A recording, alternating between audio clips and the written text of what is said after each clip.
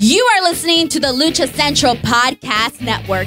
And now, LuchaCentral.com presents Masks, Mats, and Mayhem. I just got my latest COVID results. Negative again. Herpes, maybe not so much, but COVID, yeah. Well,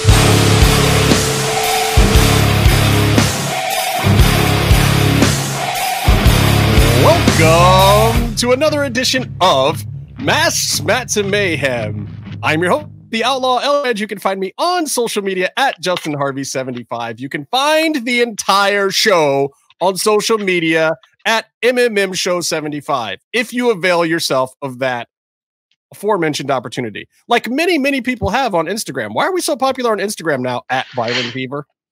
It's just that's where our premium content is. Just instead of a 4-hour podcast, it's just a quick picture and caption, and people seem to enjoy that type of. So maybe we should shorten this program. Is that the consensus thinking here? Stop talking about Lucha. That's an hour gone. By the way, I got a video that I need to post. What do you mean you got a video of what? What do you have a video of? I have a oh wait. I have an outtake. What's up, Jim? You have an outtake of what that you need to post, Byron? Well, you'll find out. All right. Well, anyway, let me introduce everybody. That up there is at Byron Fever. Over here we have at Lucha Gringo, the Professor Casey. Way down there across the pond at Meefloaf. That's Meef, MEEFLOAF. Lots of F's in there. You like to do a lot of F'ing over there, Meefloaf. And right there next to me is the one and only the Jimmy V. How's it going, everybody? I want to get to this right off the bat. I will say this. I don't know a whole lot about the entirety of the career of Pat Patterson, other than to say that he's been around for a long time. I, of course, being a little bit younger, know him as one of the Stooges, but I'm sure he had an illustrious wrestling career before that. Yeah, he was one of the greatest tag team wrestlers of all time with Ray Stevens. They fucking ruled the San Francisco territory. If you read the obituary in the Wrestling Observer, it's really good for Pat this week because Dave Meltzer used to go to those Cow Palace shows, and those Cow Palace shows were where Pat was main eventing in that tag team with Ray Stevens. I'd say the most current thing that the oldest thing that I'm most familiar with Pat for is his alley fight with Sergeant Slaughter. Okay. Which is fucking great. It's available on the network. If you subscribe to the Wrestling Genius subreddit, which you all should, because the squared circle is garbage, you should have already seen clips like that. But Pat Patterson was a lot more than the Stooge. This is a guy that was the first Intercontinental Champion. He won that illustrious imaginary tournament in Rio de Janeiro, Brazil, and became the first champion. And he was someone that's wrestling mind was trusted great. Like, he was the referee for WrestleMania 1, just in case Mr. T forgot his shit and Pat had to help him out. And it was one of those sort of things. And he's the guy who created the Royal Rumble. He's the guy that would book all of the good Royal Rumbles and could keep track of all the moving parts and the eliminations and the spots and everything. And the guy's mind for wrestling was tremendous. And I think that's most of the legacy that he's left us in our lifetimes, because we're all around the same age. Now, if you're Dave Meltzer's age and you grew up watching him wrestle, you realize what a real treasure he was and what a great worker he was during the 70s as well. I wasn't born until 1980, so I'm not super familiar with his work, but I've heard stories, and reading the write-up in this week's Observer was really great. So I recommend that to everybody. I know sometimes I'll get on Dave Meltzer because I think what he says might be a little bit weird in my eyes, but this was a good one. This was a good one. Well, Meltzer certainly likes himself enough to go in any direction that he particularly likes. But anyway, rest in peace to Pat Patterson. Definitely a storied career and an influence on wrestling for all of us. I fall somewhere in between you guys and Meltzer in the age bracket wise, even though I know everyone thinks Byron is the oldest one. It's actually me. I'm the youngest one. What are you talking about? I play 27. Yeah, no, Meek is younger than you. Old as shit. Old as shit. Anyway, I want to start this episode talking about the event that everyone talked about this week. There was a wrestling promotion that got the heat this week, and it was AEW. So kudos to them for, if nothing else, getting the attention of the wrestling world. Yeah. I will give them credit for that. Dude, and there's everything attention. Else. There's attention in the wrestling world, and there's attention in the whole world. And Sting coming back, as inconsequential as that might seem to the rest of us, because we're like, he's not going to wrestle. Who gives a shit? I mean, we still grew up loving Sting, most of us anyway. You have to be a monster not to. And look, it's like Sting going there got them in the top 10 Google searches. Okay. Like legit top 10 Google searches, not top 10 Google searches for wrestling, but you're competing with people like looking for buttholes and like all kinds of stuff. Yeah. And Sting was number 10. Sting might have actually beaten out buttholes that week. No, I mean, not on my search browser. My browser. There's no way buttholes fell beyond the top 10. Yeah, come on, man. And look, maybe they were 9 and Sting was 10. You know, I like to think Sting and buttholes are pretty close. I have just never been a fan of Sting. I turned off Winter is Coming Justin. After he debuted. I just don't care for Sting. I never have. I didn't like him in the WCW heyday. I didn't like him when he went and turned into the Crow thing. Sting was just never my thing. Like I was more into a Diamond Dallas Page segment back then than I was a Sting. Cut him off, Byron. Cut him off. Cut him off. Okay. Wall of shame. Justin, wall of shame. We're now so those of you wondering where the monster thing came from, that was actually because Justin expressed this to us before, and I threw up in my mouth when I read it. Sting was one of my heroes. So I'd forget it. I mean, I never saw the appeal of Sting, and maybe it is my age bracket. Maybe it is the fact that I felt like he was a weird throwback to the early 80s WWF thing, and I didn't like it. And I didn't like him trying to take on the goth persona later. I thought it was totally fake and forced, and I didn't feel it. And I thought it was just a ploy for, glomming onto something that I actually liked, which would have been Brandon Lee and the Crow and the comic books and the whole goth styling. I didn't like him taking that on later. I just was never, I never personally had any reason to care about Sting. I just never did. So what we're saying is old man Justin thought he was too flashy and would rather have him wrestle in black boots and black trunks. Back in my day, son. They used to regular hair color. No, like all these fancy. They didn't used to wear all this face paint in my day, guys. Surfer they used to wear the pants and boots. That's all we had. Why is he wearing all this makeup? Is he a woman or something? No, they should call him Sting. We should go one by one and just lay into Justin for his incorrect opinion. Surfer Sting was one of my heroes as a kid. Absolutely. Legit. I mean, to be fair, so was Hulk Hogan, but we don't talk about that anymore. That drop kick. Oh. No, bro. Dude, the whole fucking... The press slam. But that was part of it for me. Like, I had lived through the Hulk Hogan thing. You guys were like baby toddlers. Like, I was a 10-year-old during the heyday of Hulk Hogan, and I had already done that. To be fair, dude. My heyday of Sting is Crow Sting versus Great Muta. Sting versus Flair. Sting versus the Black Scorpion. Sting versus Rick Rude. The Black Scorpion was a zeitgeist angle in the history of professional wrestling that sucked the audience in like no other. He was one of the last great true baby faces. And, with that comes Sting versus Cactus Jack. Sting is the reason Cactus Jack is a star. I loved, anytime I would watch Saturday Night Main Event all the time, or Saturday Night, the WCW one. And anytime Sting was on, I was so stoked. There was one time he had some big fight coming up, but his knee was in a brace, and I was so worried for him. Oh, man. Oh, what a little mark you were. Yeah, no, he was fucking awesome. But by the way, Scott Hall came up with the Crow idea. And to me, I feel like that was also part of... Of course, Sting didn't come up with it because he's a cheese stick motherfucker. He couldn't come up with something cool. Did you see? No, Jesus spoke to him in a dream. and Did told you him to do it. see- I Did think you see you should Sting? rip off Taker and Brandon Lee at the same time, Chico. And do it And better. remember to shave your balls. Yeah, he did do it better. He did do it better. To an extent until the Hogan match at Starrcade. Well, he also didn't get shot by a fake bullet. So That's true. But he did get set on fire that one time. Remember when he got set on fire? Oh yeah, And he then got set on fire. And then he Yeah. came back as Snake Eyes from G.I. Joe. Wait, are you guys trying to convince me that this Sting thing is good? Okay, look. So here's Oh, what we're going to the bad parts.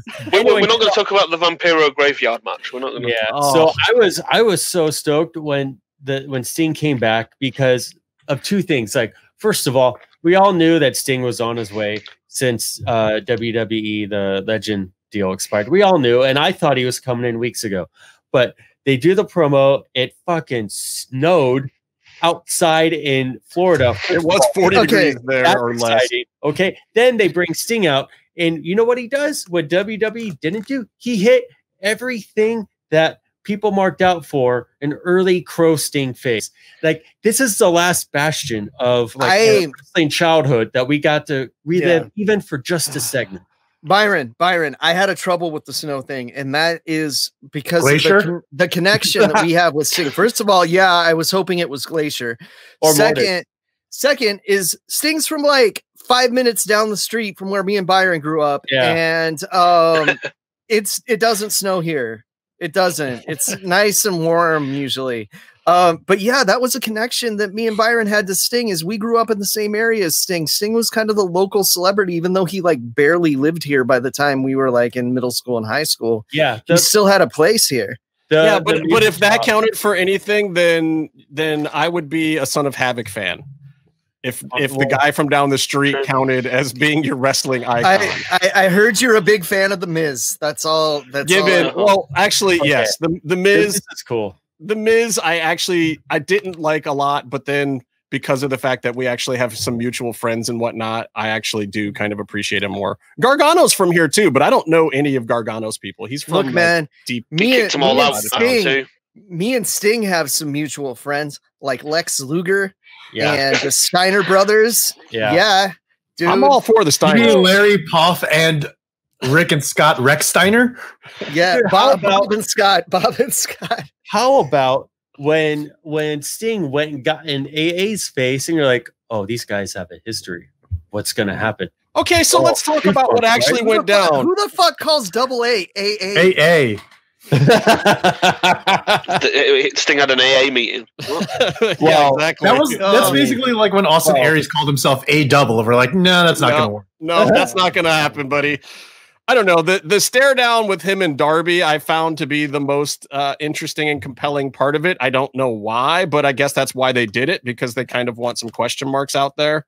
That felt like maybe it could be a good thing, but I liked where Cody was at before. Like, I don't want to see this glommed into more Nightmare Family stuff. I don't really see that. And I'm also surprised that this is a multi-year deal with Sting and that they're announcing it.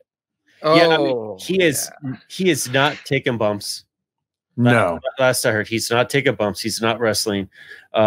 It's going to be a lot of these old timers are. I mean, you've got like, Double A in there. You've got Jake the Snake. You've got, now Sting. You've got some of these guys, and clearly AEW has no problem bringing in some of the old timers and paying homage to them to a certain extent. But I do find it weird that we're announcing how much money we're spending on these guys instead of spending the money on, I don't know, let's say a writer, like just maybe one. Yeah. Can how much money or you can take the money, get NWO Sting and have him join Team Taz.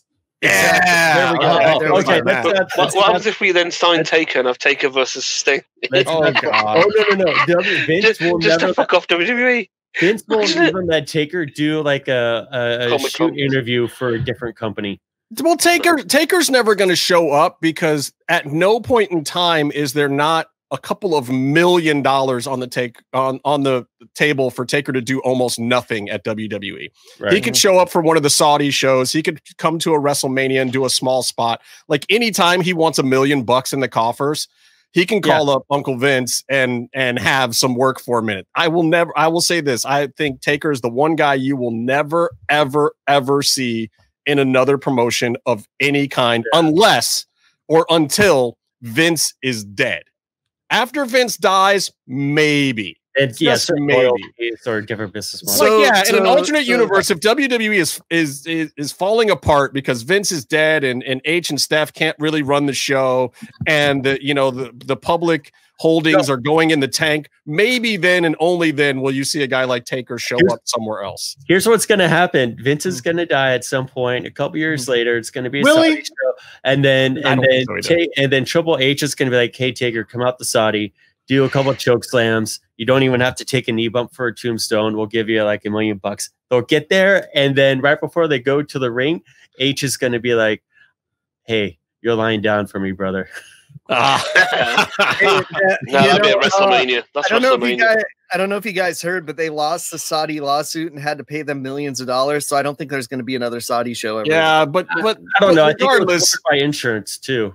But here's one thing that I will agree with you, Justin. And I think I know the director of the AEW shows through someone, so I feel bad. But also, like, it just feels like he's never seen the show before, and the shots are very haphazard. But the Sting Darby moments, the whole Sting segment was like precisely shot. Everything, every shot shown, every cut seemed to be deliberate and have a purpose. And like all the shots of like the face paint with Sting and Darby were just incredible. I mean, they can't shoot the entrance of their fucking champ, but they can do this. Any of their champs. Well, you know why? It's because they probably had their mark set and they probably rehearsed it before the show. I think so. Because they couldn't ruin it. It felt like one of the few things that maybe they even had a quick little storyboard for, of like, hey, let's get this and this a shot. Let's hit these marks. And maybe Sting even insisted on it, because we know that it is really the talent running that show over there. So after you bring Sting in, he might have been, wanting a little more of that WCW level production stuff. And believe me, he booked out his stuff and hit his marks, and they planned his stuff, his coming from the rafters and his pop-ups and all that stuff. Every time Sting did a big entrance, it was very, very planned out in WCW, camera marks and everything.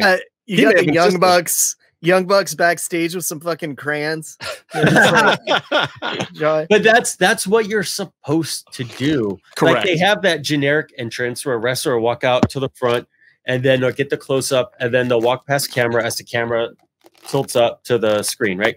That's their generic. But you have Cody has his big where you just keep the white shot for all the fireworks and stuff. Well, Cody's entrance though needs to be dialed in a little better, because his own timing of the performance of his entrance doesn't quite fit the music right. It's like it doesn't get going at the right time when the music kicks up. Something about his entrance is off too. But it's unforgivable because they've also been doing their show in the exact same location now for 5-6 months. Like, you got to dial it in at some point. Like, how are we still missing camera angles on entrances that are the same every week? Okay, you miss it in a match, whatever. But how are you missing it on an entrance that you've been doing for months, 4 or 5 times a month for like 6-7 months straight? It's ridiculous. Yeah, it's funny how, like, during an entrance, you'll see a wrestler play to the camera, and as he's playing to the camera, they cut to something else. Cut away! Like, who is calling this from the truck? What is going on? That reminds me of, like, Jack Evans for Lucha, his debut week. He's talking nonstop, and they kept it in the show. And then you see them cut like half of it out the second week. And like this week, when we talk about it, like they have that whole mic muted. They didn't even bother like. Oh yeah, it's handstand all of a sudden magically in the ring. Like, we've had enough of Jack now. I wonder if like there's a reason they cut some of these guys off like that. You never know. You got to make time. Yeah. Anyway, Sting is great, and we're all happy. Wait, what? No, I thought we were going to call this episode "Sting Stinks." Wasn't that what we were going to call this whole episode of our show? No. I mean, I'm happy to call this the cheese sandwich. That's what we're calling it. Yeah, we're going to call it the fucking cheese sandwich. We're going to get to that, believe me, because that's fucking ridiculous.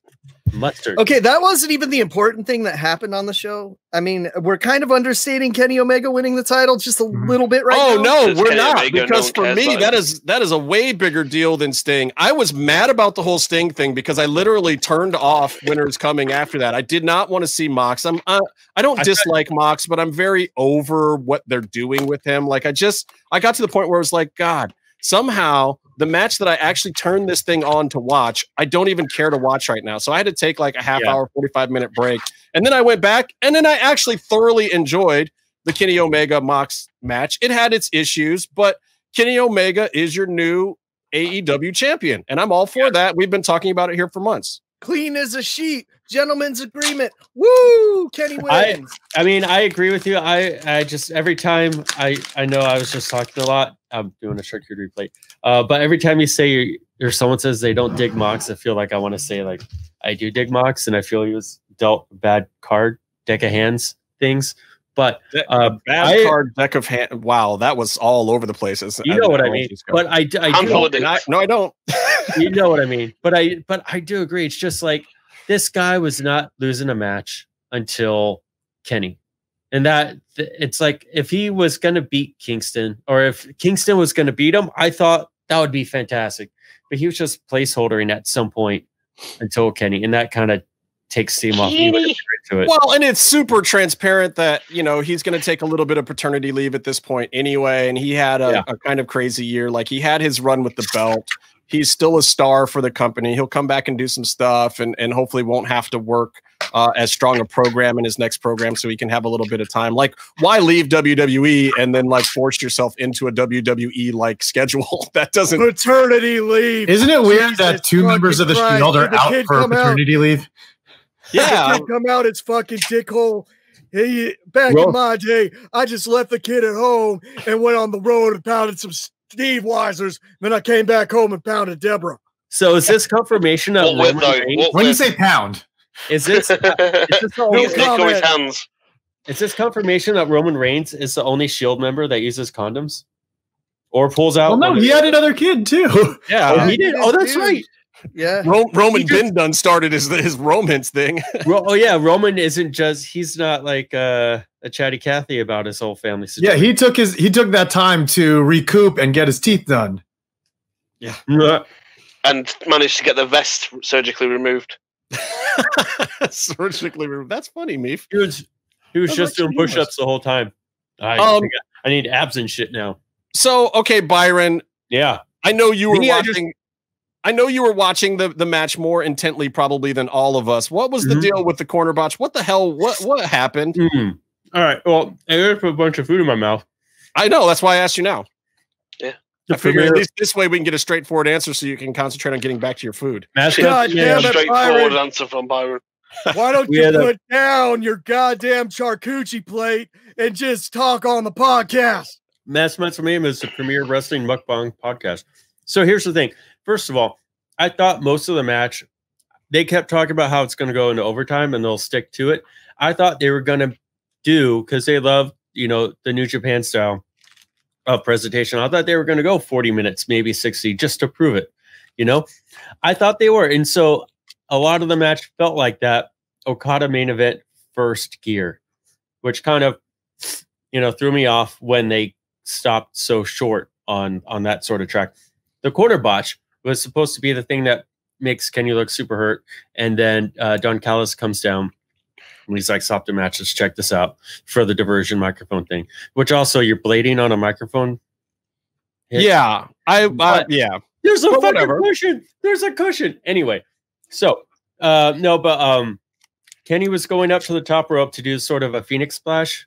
He's facing the other way. So Phoenix splash, moonsault, whatever. He's facing the other way. And the Mox is supposed to push him on the ass. And he's supposed to fall through a heater, a gimmick heater that was ringside.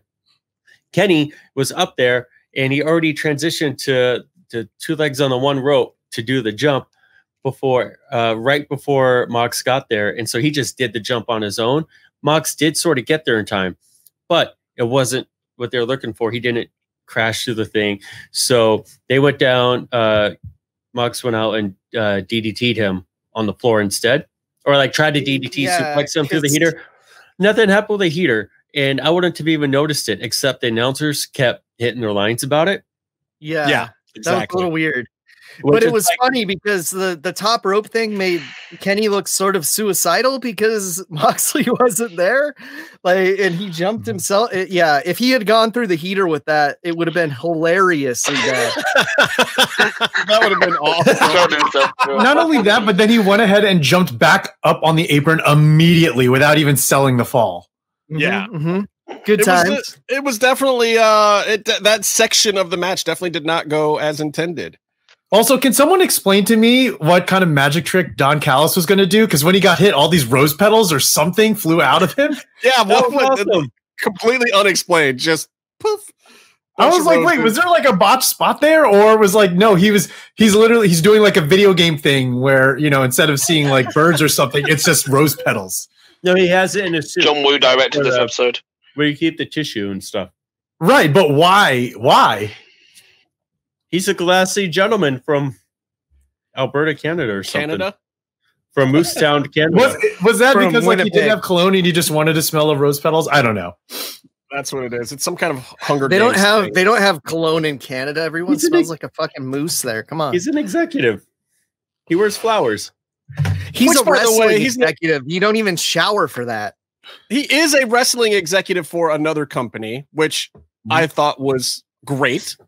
I love, like, honestly, everybody who's not WWE should occasionally just suck it up and work together on something. I think that is absolutely the right thing to do. When the promotions started doing that a few years back with Impact and AAA and Lucha Underground and all those guys started kind of coming together a little bit. It just makes sense, you know, and New Japan has done that throughout the years and should continue to do that, and Ring of Honor and whatnot.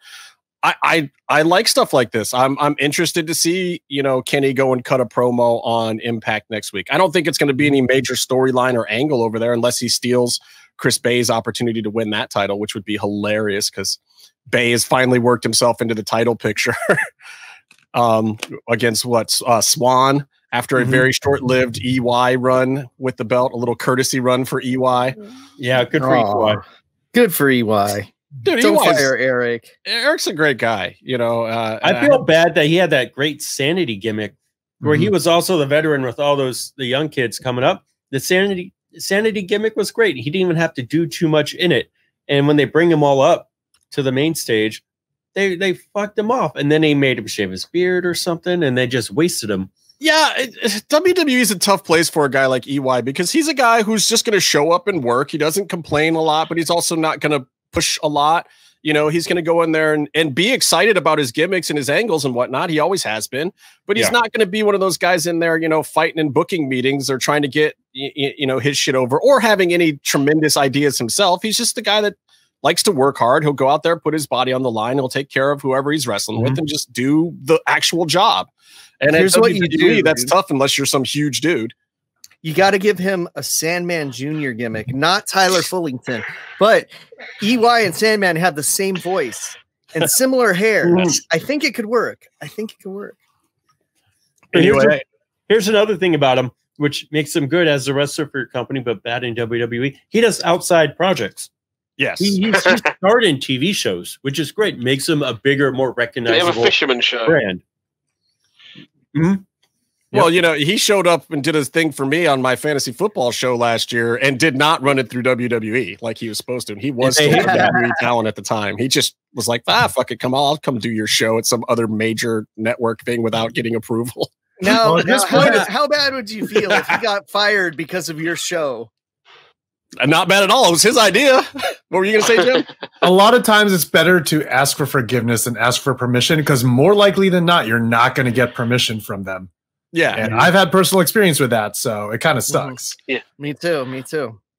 Well, he didn't start a Twitch account or anything, so I think he should have been safe. Yeah, we when I interned at Channel 5, I was trying to get Rey Mysterio as a guest on the show. And he's like, all right, yeah, but you got to go through the WWE office, talk to this person. And then that's when that list of names came out from that special doctor.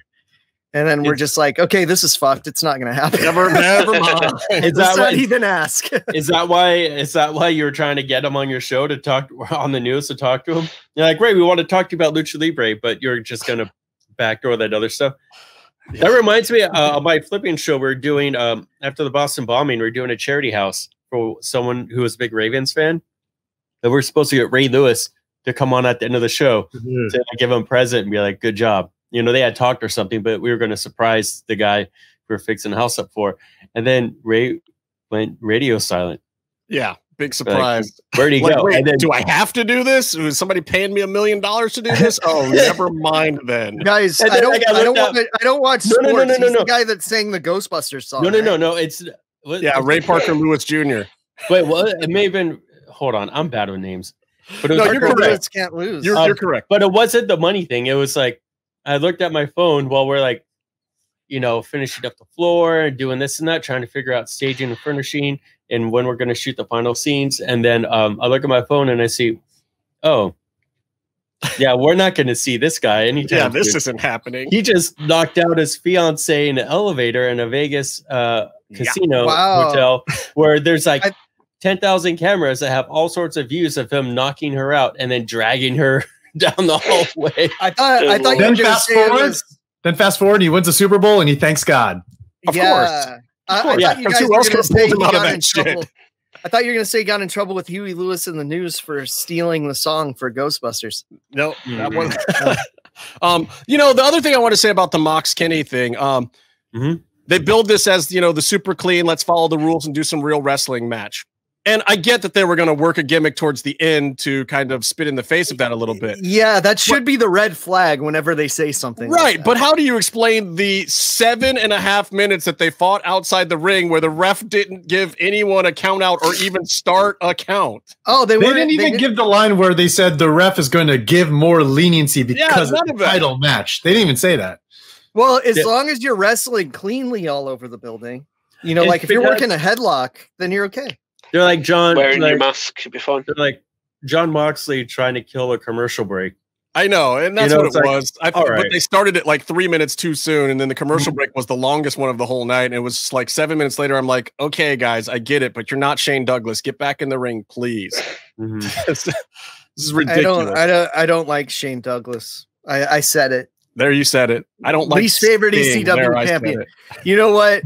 If I could comparing Sting to Shane Douglas, I would take Shane Douglas over Sting. Ice cream to horse manure. Okay, I had to use Shane's own line against him. There you go.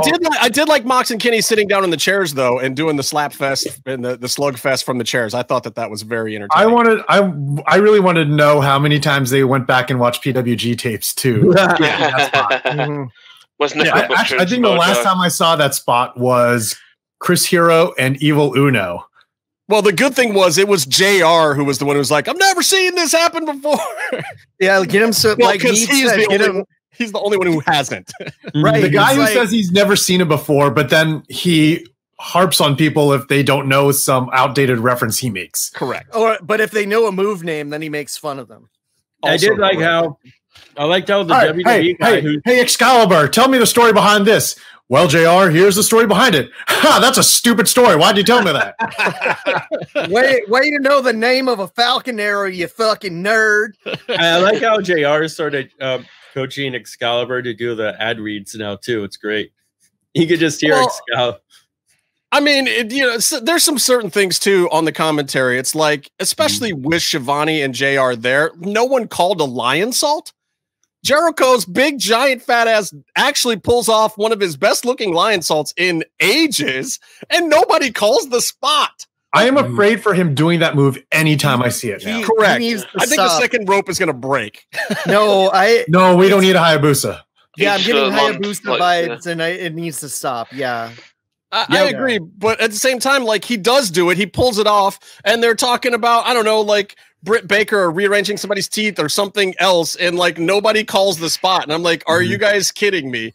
Kaz is in there with freaking Jericho, and they're putting on an old man show and doing a pretty good job of it. And nobody calls one of the guy's signature spots that, like, is named after him now, that they actually use that name in other promotions. Yeah, it's crazy. Let me tell you something, Justin. I don't appreciate you calling him Kaz. Okay. Sorry. And if it continues, you might just end up just another victim of the human suplex machine. Also, I'd like to point out that beat me if you can. Survive if I let you. In the year This is a bit now, 2020, Frankie Kazarian did the flux capacitor on Chris Jericho. Yes. And that was amazing. Excalibur like popped for huge, but especially JR and Shivani, they were dead quiet for it. I'm like, are you kidding me? Like when I would see Kazarian do that move back in the day, it you know, it made me like mark out. But then now, like these guys are doing it today and nothing from them. Yeah, they wanted like Jericho versus Chavo Guerrero or something. I don't know what they were looking for, but I thought that Jericho and Kazarian, Frankie, I thought they put forth literally the best version of what you were going to get from those guys in 2020. I thought it was great, and I was not disappointed at all. I liked it a lot. Frankie is doing great. He's like, I mean, you can't even tell Frankie's a machine by looking at him, you know? Yeah. And he's earning every bit of, you know, screen time that he's getting right now. Yeah, and he's clearly lost a step, and that still makes him better than a lot of these guys. And I got to say the hair growing back is a very good choice because he was looking like Sloth from Goonies or maybe Unmasked Jason a little bit. It's looking better now. But it is weird. Like, I don't mind Tony or JR. I love Tony, but both of them are kind of distractions. And when you watch Dark, you get it. Like, it's fun. But when they're both together, I think that's the problem. Like we need one or the other of those guys. I prefer Shivani. I thought when he came in, he was great. And I keep hearing tale of Mauro Ranallo showing up with AEW soon. I would like to see Shivani. I would like to see Shivani, Ranallo, and Ranallo's hair. Ranallo's emo hair. My God, Mauro Ranallo looks like AJ Styles. No, Mauro Ranallo looks like a normal size hornswoggle with that hair. How about Mauro Ranallo making a Nate Dogg reference and being able to look over at Snoop Dogg to get like validation? Like, how hard was he at that moment? He has to be like the happiest he's ever been. Yeah, I don't know that whole Tyson Jones, Roy Jones thing. I love the whole thing. It was super weird. You've got, you know, the dude from Saved by the Bell trying to sell you weed in between the breaks. You've got Snoop Dogg doing commentary all over the place. The most sane person in the entire building is Israel Adesanya. Why the hell's he there? No clue. Sugar Ray Leonard. Oh my God, never give that man a microphone again. He needs to be in a hospital somewhere. He was unintelligible as a human being. That was not something as a boxing fan I ever wanted to see. Like Muhammad Ali's last days were more coherent than anything Sugar Ray Leonard did. It was bad. That's sad, dude. I learned to punch people with the Sugar Ray Leonard boxing kit for children that had little like.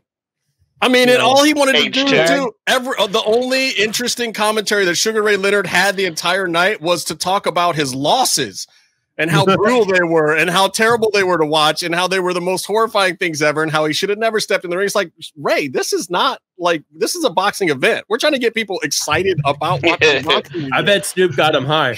You're reliving like one of the worst moments in all of boxing history, even though it's your moment. Like, let's not do this. We got two old ass dudes about to get in the ring and do exactly what you're talking about being a bad thing. Shouldn't be done. Yeah.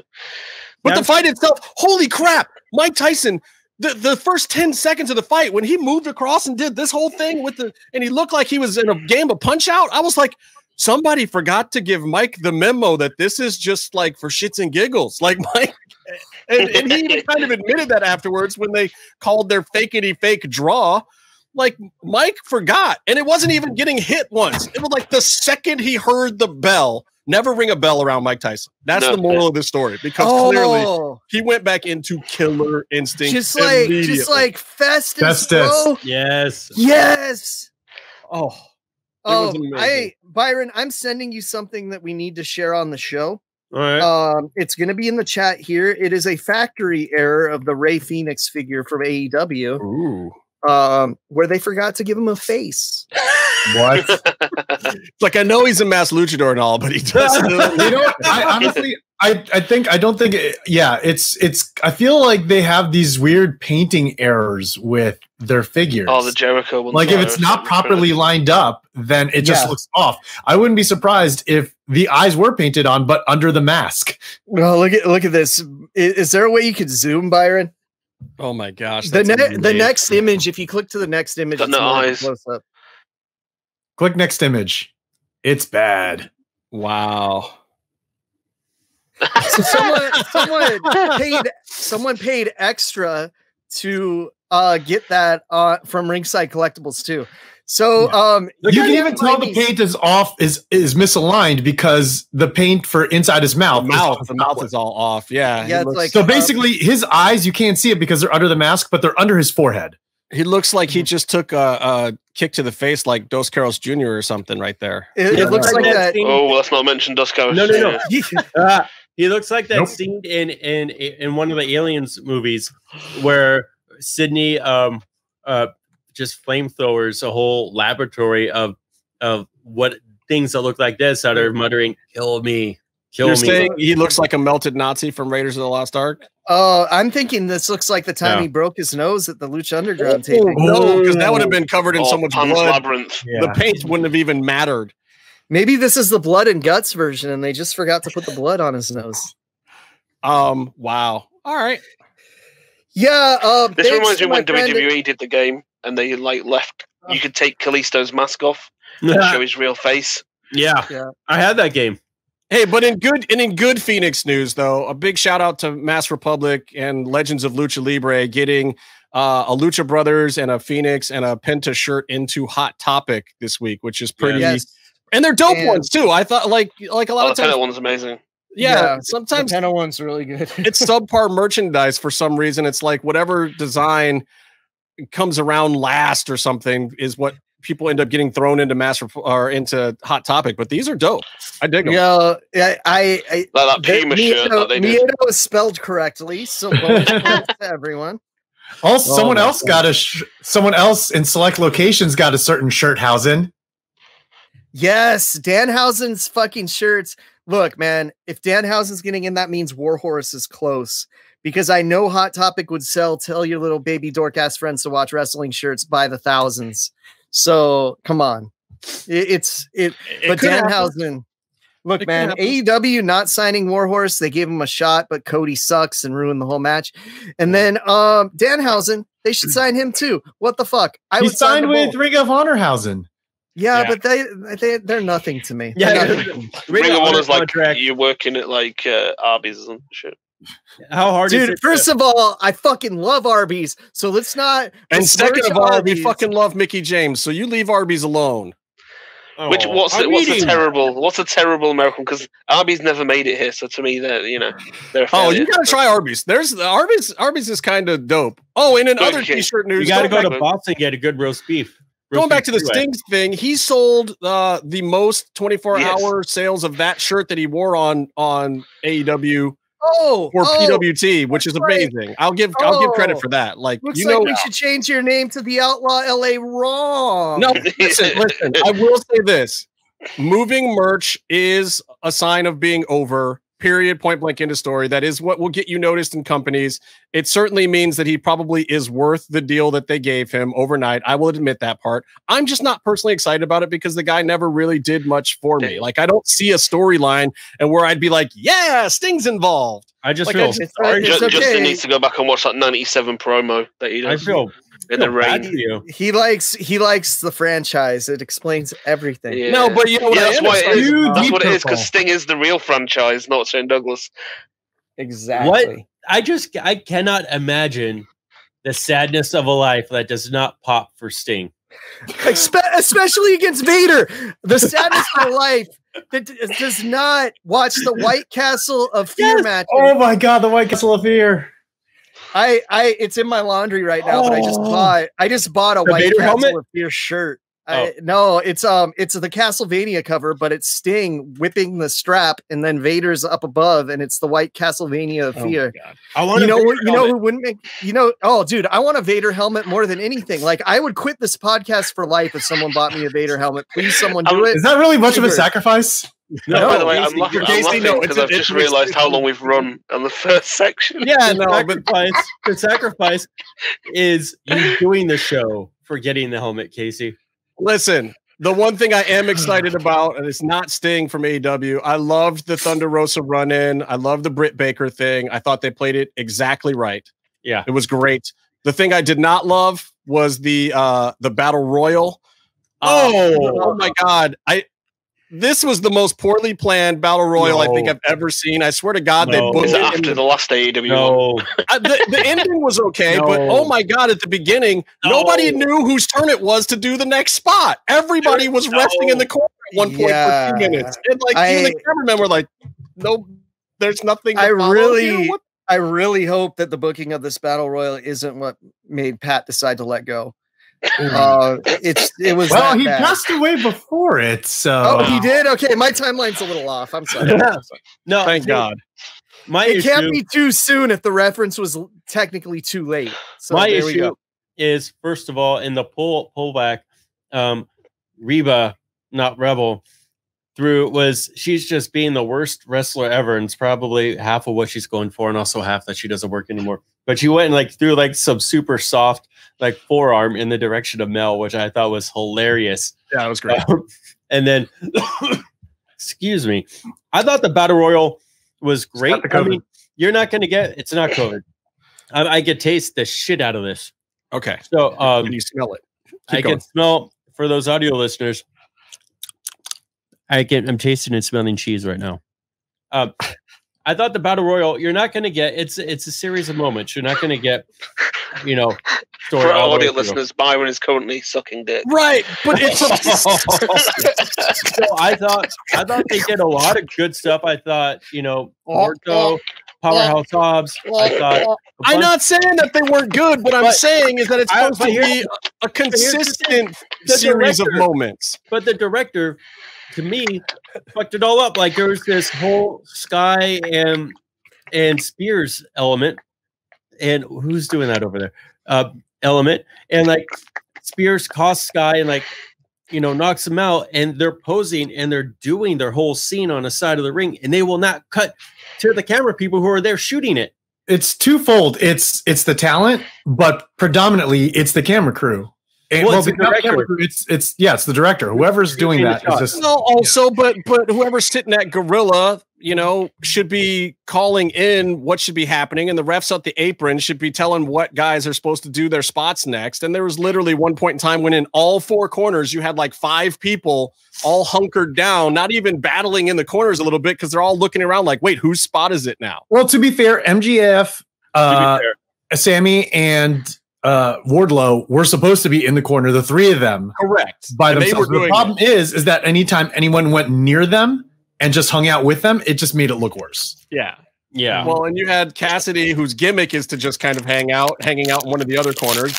Matt Hardy, who's 700 years old, he was hanging out in another corner because he's 700 years old. He's doing a heel turn now. Yeah, and they missed a lot of that heel turn. They totally missed. They barely caught him throwing out Isaiah Cassidy. Yeah, which was supposed to prompt his heel turn in a way. Look, the storylines were there. They did the right thing of hey, let's merge all these storylines and put them into this big battle royal. That was the correct thinking. The execution, maybe not so much. Hey, listen, we still got a big show coming up. We got a lot of other stuff going on. Byron, 4 hours today. Byron, do we have a guest today? We have a cool interview. Who do we got on deck today? Yeah, after the break, we're gonna have Mr. No Days Off, Fred Rosser. What? He's gonna talk to us about how his career is going. He's doing New Japan, which is exciting. He's doing the New Japan show, New Japan Strong, and he's doing some other stuff. And then also he has a new reality show that he just did, which surprised me. And I watched it. I thought it was a lot of fun.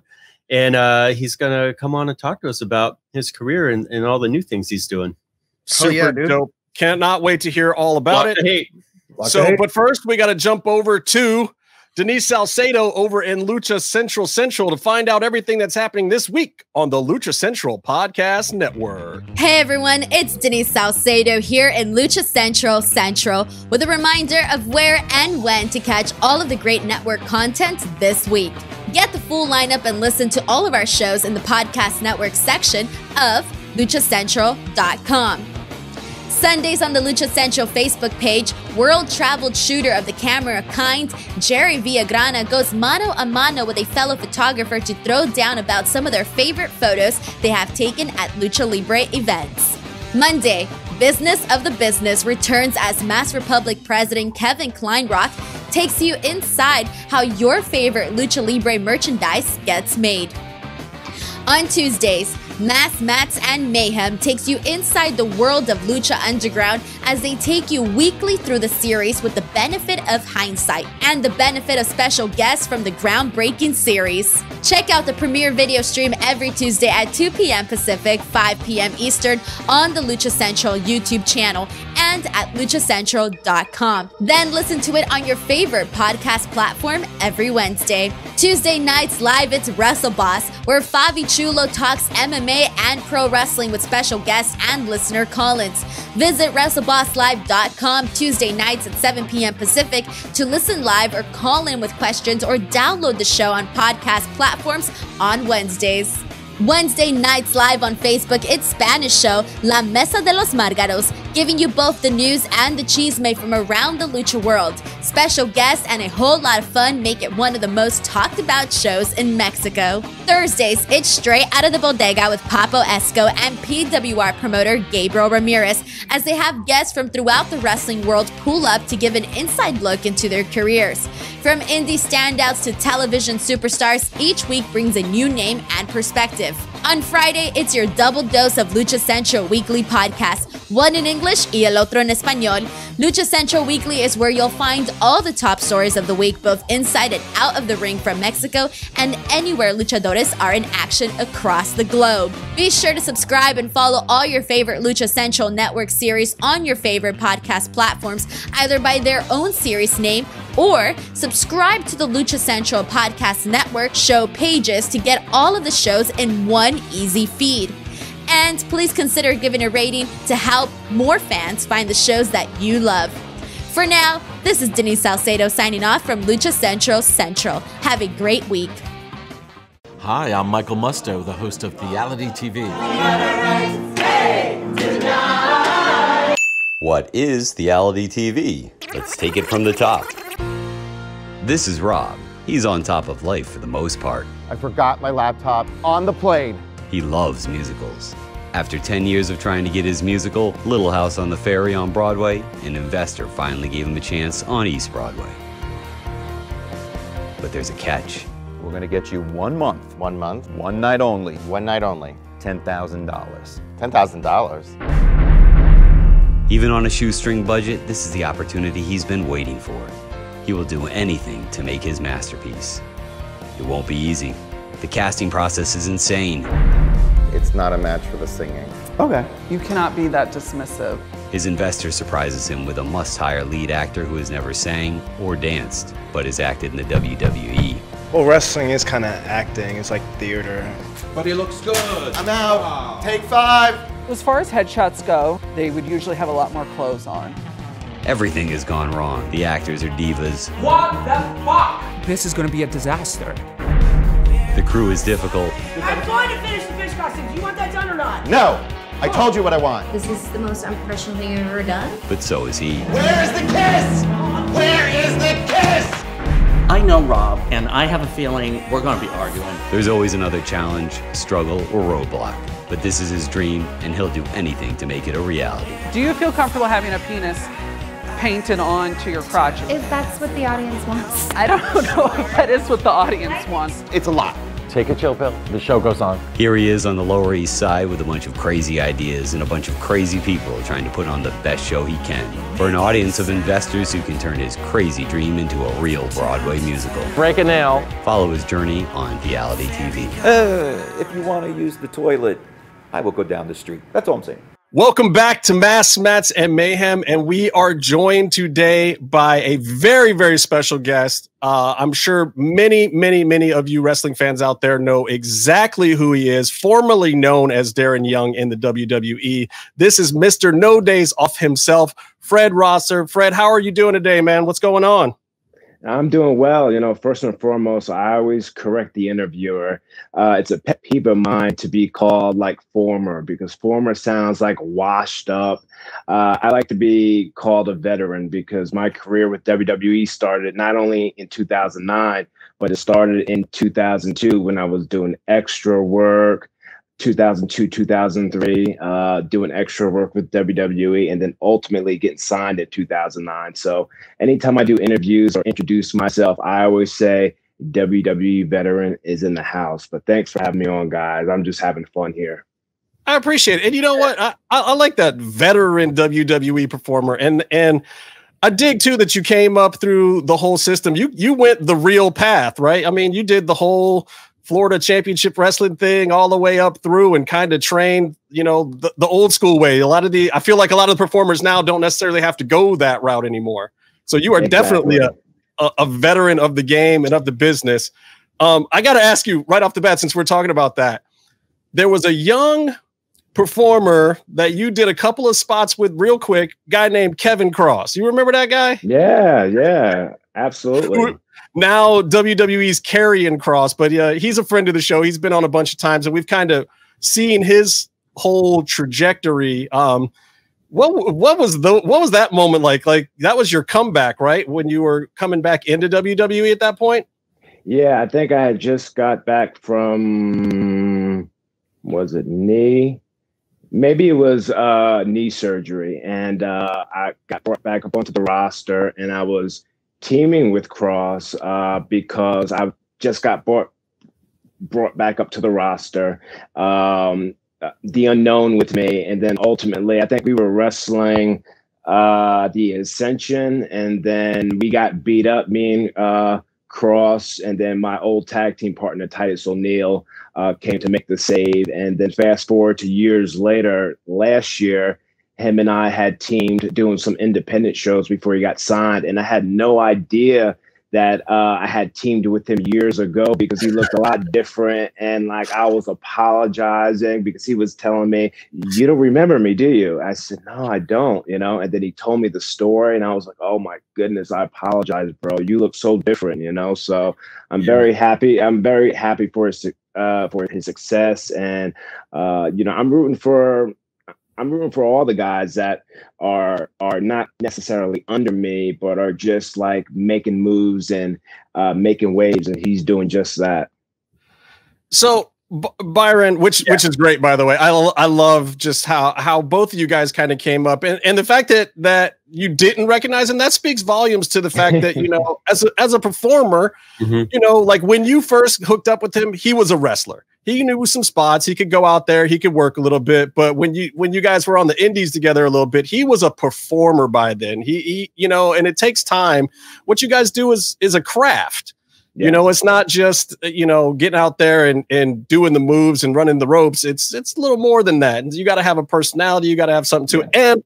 And he hit the gym. Yeah, that was the big thing. Yes. I looked. I did a quick Google just to see, and it's almost like Baby Kross standing next to you know, Darren Young in the ring, and like he's a big guy, but but standing next to you, he looked like, oh, he probably needs to do a few push-ups. Not anymore though. Please don't tell him I said that. But yeah. So Byron, you got to explain to us how this interview with Fred came about, because you know, Byron and I both have some reality TV connections, and that's our primary shoot jobs. And you've kind of stepped into that world too. But Byron, how did we get Fred on the show today? What's going on? Yeah, so an old friend of mine from Storm Chasers, Keith, hit me up one day out of the blue and said, "Hey man, I produced this this reality show about making a Off Broadway musical." And it stars this WWE wrestler, Fred Rosser. Do you think you'd want to have him on your wrestling talk show to, you know, talk to him about that in his career? And, you know, he was like doing that. And I was like, I had cut him off, and I'm like, man, I just watched Fred Rosser fight Tom Lawlor on New Japan Strong. Oh, you know, yes. Stuff he Filthy Tom. Like, I just saw him, you know, beat Filthy Tom. Like, of course I know who fucking Fred Rosser is. Get him on my show. That's brilliant. So yeah, I'm beyond excited. I binged the whole Theality TV thing, and then when it was done, I wasn't really paying too much attention at the beginning. So when it was done, when Keith was talking to me, so when it was done, I saw that the actual complete musical is on Broadway on demand as well, and I was so stoked because, you know, with the show you see segments, and so so I've been watching the actual musical. So I love Broadway musicals, off-Broadway musicals. I saw Hamilton. You love Broadway musicals. I was once Captain Big Jim Warrington in Little Mary Sunshine. That's impressive. And that's a shoot. That's for real. I saw Hamilton with the original cast, so like I never stopped name dropping that. So anyway, I was super excited about this. But I wanted to ask you, for our listeners, if you could explain to them what is this Theality TV, Little House on a Ferry? What is this? How did you get involved? Well, at the time, I'm 37 now, but 36 years old is when I signed on to do the project. And, you know, at 26, I probably wouldn't have done it because I was in that mindset that, oh, musical theater, oh, that's gay, you know, that's this and that, because I wasn't comfortable with myself. And when I got this opportunity to do the musical, when I found out the end of 2019, I actually was inspired by Chris Jericho, because Chris Jericho is in everything, and he did Dancing with the Stars years ago. So I said to myself, well, you know, if he can do it, so can I. And there hasn't been a WWE veteran that has branched off and done an off-Broadway musical. So Chris Jericho doing Dancing with the Stars, I said, well, like I said, if he can do it, I can do it. And I signed on to do the project. And at first I was overwhelmed because this was a major role. I was like second lead, a lot of verbiage, a lot of stuff to memorize, but I worked with the director every day. When I met the director, Rob Gould, I couldn't stand him, you know, but I worked with him. Yeah, before I wanted to body slam him, I wanted to beat the hell out of him, you know, because I hadn't met him. But fast forward to working with him every day, doing Zooms, running lines with him, running lines with a partner here in LA. When I got on set, I was ready to go, and I fell in love with the director, Rob, because he's got a funny personality that a lot of people don't really like, and at one time I didn't like, but it was the best decision I ever made. And if I have an opportunity to do another musical, I'll do it again in a heartbeat, because after it was all said and done, of course, with reality TV, there's conflict and all that stuff. There was real conflict. You know, I didn't think I could do it, but I did it. And like I said, I'd do it again in a heartbeat. Yeah, I was impressed by it. It was funny to me to see the day after sit down with everyone. I didn't say a word, man. That whole sit down, I just let everyone air their stuff out, because for me, it's a little different. Like, I'm not used to when other actors are on the theater set and they're like, oh, we haven't gotten our breaks and stuff like that. Me, I'm like, what breaks? I'm not used to having breaks. I'm used to wrestling city to city and then driving 250, 300 miles to the next city. I mean, I'm not used to breaks, but that whole time, right before the pandemic, everyone is in the dressing room, you know, gossiping. I'm like in the corner, and Keith will tell you, you ask Keith, where was Fred at during this whole time, like during this whole experience? Keith will tell you Fred was always in the corner, studying his lines, staying away from the drama. So that was like a disconnect, hearing about wanting breaks and this and that. Like, I wanted to knock out rehearsals, get in and get out. You know, I didn't want any kind of time dragging, you know. So that was the difference between me and the other actors.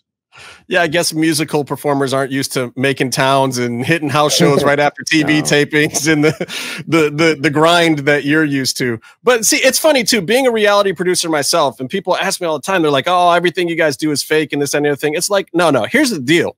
What we do is, the scenario might be something we came up with as producers, but we put real people into the scenario and then we film how they react. It's a social experiment. You know what I'm saying? That's basically what all good reality is, at least. I mean, don't get me wrong. There's people out there faking them. I ain't going to put no names out, but you know, I'll put good reality.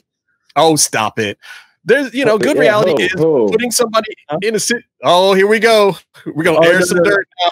I just have this funny, it's funny to me story about how, the show Justin and I actually met each other on. It was called Hell on the Highway. It's about a bunch of tow truck drivers on the mountain.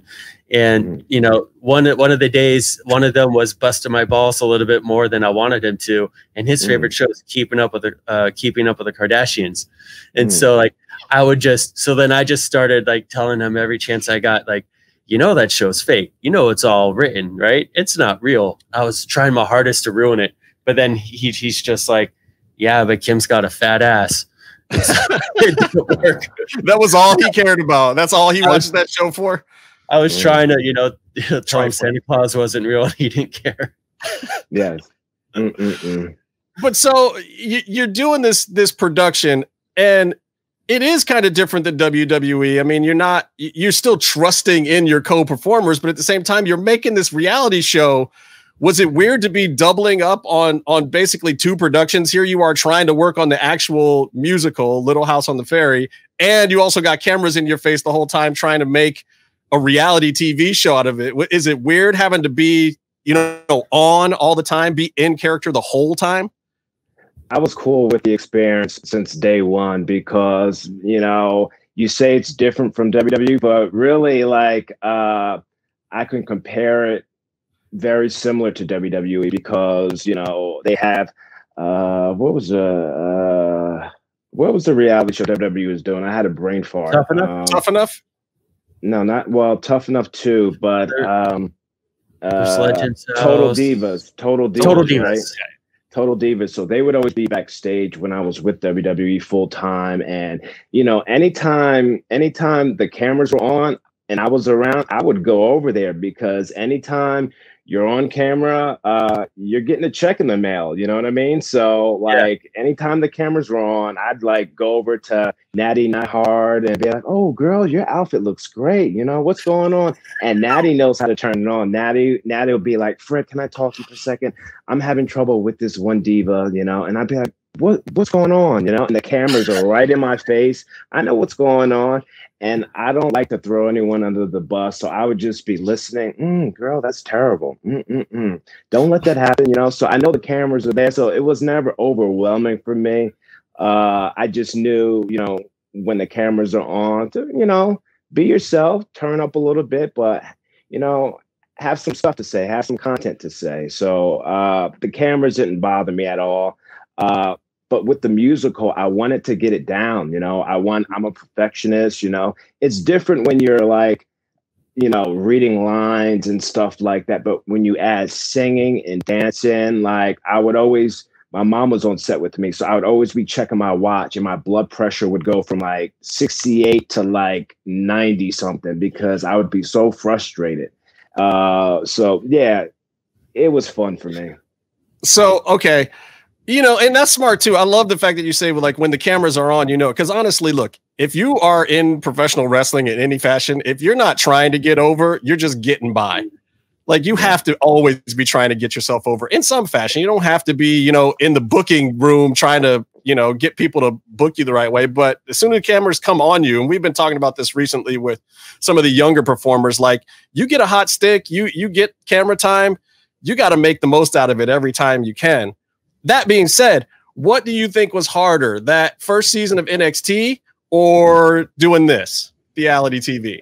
The first season of NXT, anytime I do interviews, I always say it was a nightmare. It was a nightmare. I hated it. I hated my experience because it was like a game show. You know, I always say if I wanted to do American Gladiators or American Ninja Warrior, I would have signed up for that. You know, what NXT is now is incredible, but when you put me out there and I have to juggle and I can't juggle and like I'm juggling, I'm messing up, and then fans watching are going to be like, oh, I'm not going to take this guy seriously. So I feel like it took me longer to get over. And also I wasn't out publicly. I wasn't comfortable.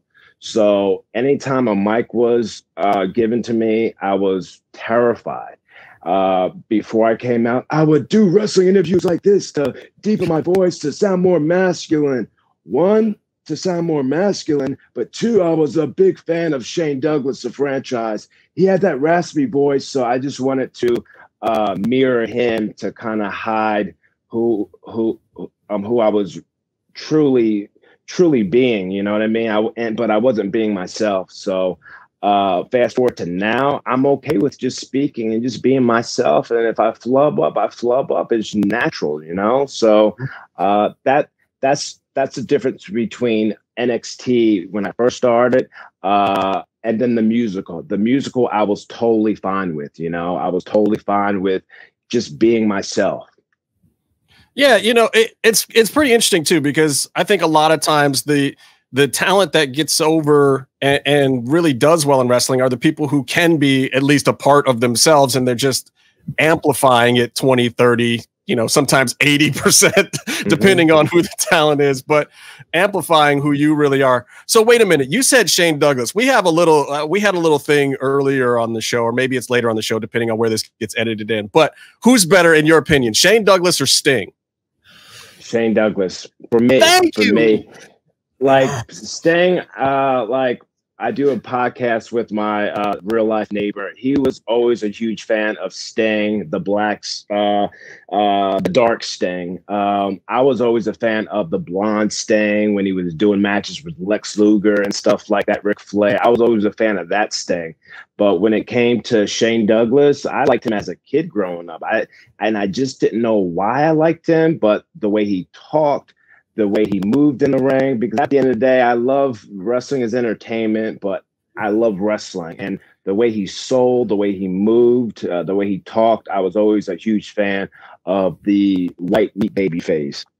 Right. See, I don't think a lot of people realize that, you know, a lot of people have done what Shane did after Shane did it. And they don't get that he was one of the archetypes of that style. And he was one of the guys out there leading it on the indies and in all sorts of promotions. And they see it now and they go back and watch ECW tapes and whatnot, and they don't really get how big a deal it is. And I feel like my other co-hosts don't get the Shane thing because I'm a little older than these cats. But anyway, thank you, because you backed me up, Fred. I appreciate that. Oh, okay. But he also gave a half vote to Surfer Sting. So... Well, that's true. That's true. Okay. Okay. But so you mentioned coming out and being more comfortable after that, and you are credited with being the first WWE performer to come out while actually being an active WWE performer. It's not something that happens very often. What was the catalyst for that decision, and were you worried about it when that time came? Well, I always say there are many, many, many reasons why I came out publicly. One that sticks out to me was at the end of the day, I found love in Miami, and I was tired of living a lie, a double life. And I ultimately wanted to be able to bring my partner. I hate using the word partner. I wanted to be able to bring my boyfriend backstage into the masculine world of WWE. I wanted to be able to bring him to red carpets, and just be me and be proud. And I was able to do that. And it was guys like, even before I came out, guys like Randy Orton, Big Show, Mark Henry, Sheamus, Titus. Titus was always cool with me, but those guys I mentioned just now, it was always a high and by type of relationship. When I came out publicly, it was those guys that made it a lot easier for me to walk into a locker room. Randy Orton, you know, I get giddy when people, I get giddy when, when I like other fans' stuff on social media, I know they're happy about it. When Randy Orton likes a lot of my stuff on social media, I get giddy, you know, because, you know, I've worked with him. He respects me. Him and his wife love all my stuff on social media. So I can just only imagine how, when I'm trying to say fans feel when I like their stuff. Randy has always been a big supporter. When I came out publicly, he was one of the guys that I came across in the hallway, and he was like, "Hey man, give me a hug." And I gave him a hug, and he told me that he was proud of me, and if I had any issues with anyone in the locker room, to let him know. And same thing with CM Punk. You know, CM Punk was my pro on NXT on the first season of NXT, and we said two words to one another on set of NXT. But fast forward to when I came out, he was another guy after he was done with his match at the time, 2013 with Brock Lesnar. He was all iced up, and he approached me at the Staples Center in the catering room, and he said the same thing. He told me to stand up. I was watching the show, and he gave me a hug as well. And he said, if you have any problems with anyone in the locker room, you let me know and he'll handle it. So it was guys like that that made it a lot more easier for me to walk into a locker room. And I would say I'm not the first, I'm not the last, but I've been able to pave the way for other athletes to come out and just be themselves. And, you know, when I'm on a set or if I'm backstage about to perform, I'm there to whoop up on someone. You know, I could care less about what people do behind closed doors. I'm there to whoop up on someone, go to the pay window, and then go on to the next project. You know, instead of worrying about what I do behind closed doors, I tell a lot of these other guys, you should be worrying about what your wife or your significant other is doing behind closed doors. Don't worry about me. Ain't that the truth? And I've always wondered why people think that it has an effect at all. It doesn't necessarily have to be a part of your in-ring persona. You know, like Jake Atlas right now, I would gather to say most people have no idea and don't necessarily need to. I mean, my man just goes out there and is killing it in NXT. We saw him some in LA back in the day too. Like, dude is just solid. And then you have other performers like Sonny Kiss, who's a friend of the show, who wants to have that as part of the character. And that's it. You know, it's just them being who they are.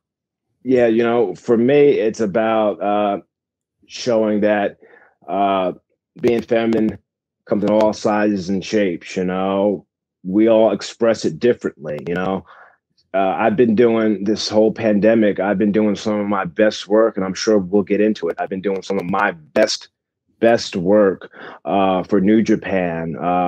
Shibata-san, an OG with New Japan, has credited to me having some of the best matches on New Japan Strong. So hearing that from Shibata-san means the world to me. And it's almost like I want to kind of shove it in WWE's face. I love WWE. I still have a great relationship with them, but I want to shove it in their face. I definitely want to shove it in AEW's face because I've reached out to them not once, but twice, and they said no.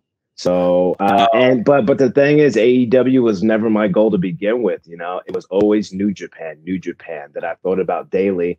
And I ultimately got connected, and I'm sure we'll get into the story whenever you guys want, but AEW was never my goal. It was always New Japan, and now I'm doing it. That's amazing.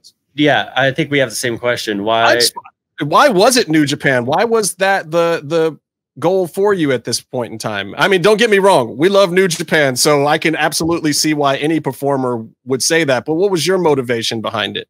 I mean, it's a different style. It's harder. Yeah. Let's be honest. Yeah. It's harder. Yeah. Well, even with WWE, I always say nothing lasts forever.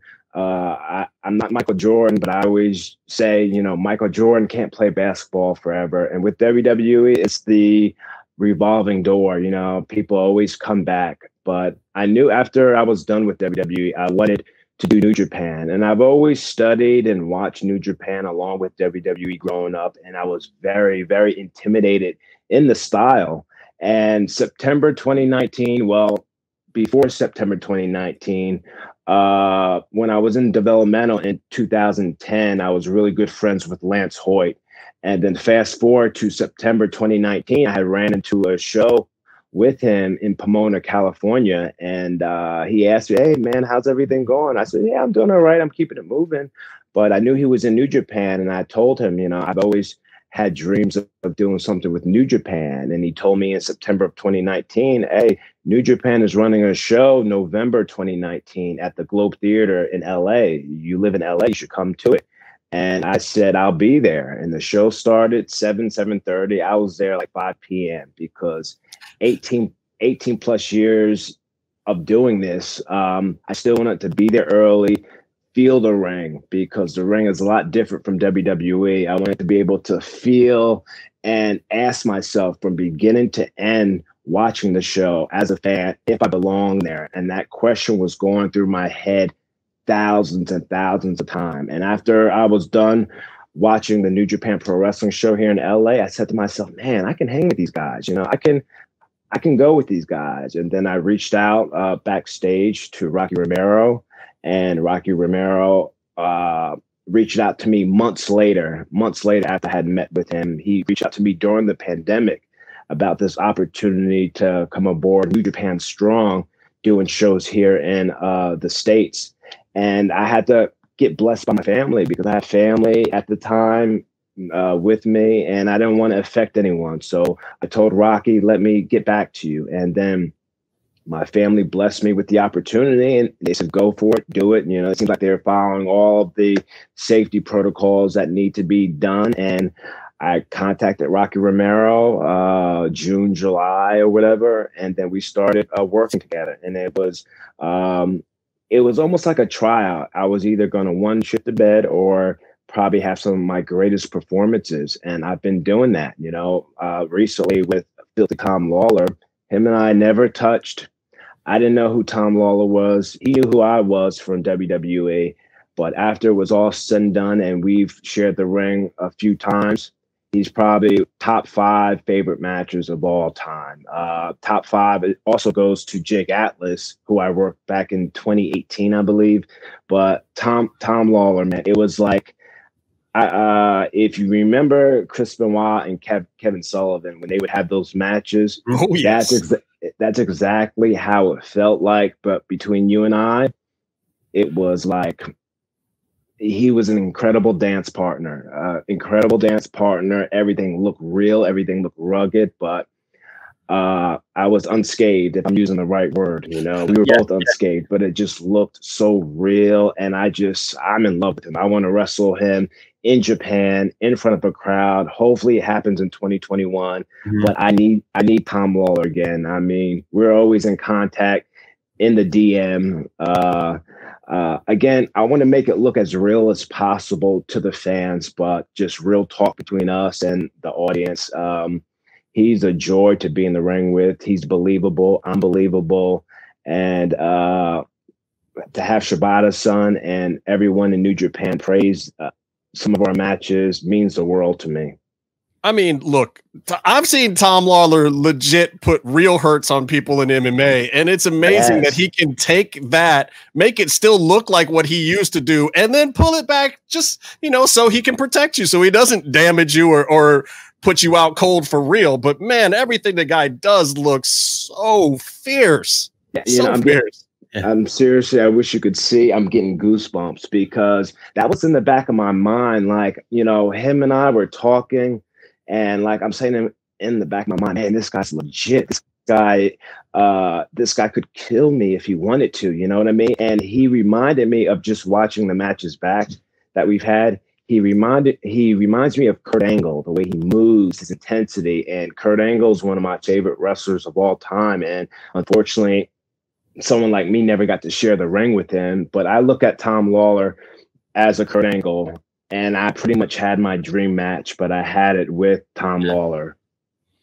I think it's awesome. And I mean, I'm a huge New Japan mark. So to hear you just talk about what it's like to get praise from Shibata for your match, and also to train by him, like, that's blowing my mind. I'm getting goosebumps from that. Like, I can only imagine what it's like to, you know, shake his hand and for him to say good job to you. That's incredible. Yeah.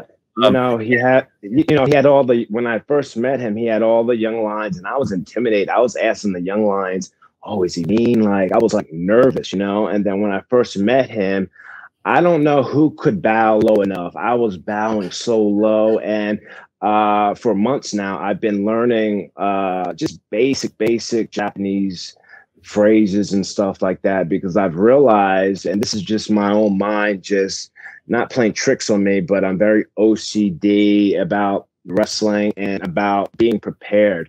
I've been learning very little Japanese to have a better connection with a Japanese audience. So for me, I could say Shin Nihon Pro Les wa Ichiban. That means New Japan Pro Wrestling is number one. I can just say it like that.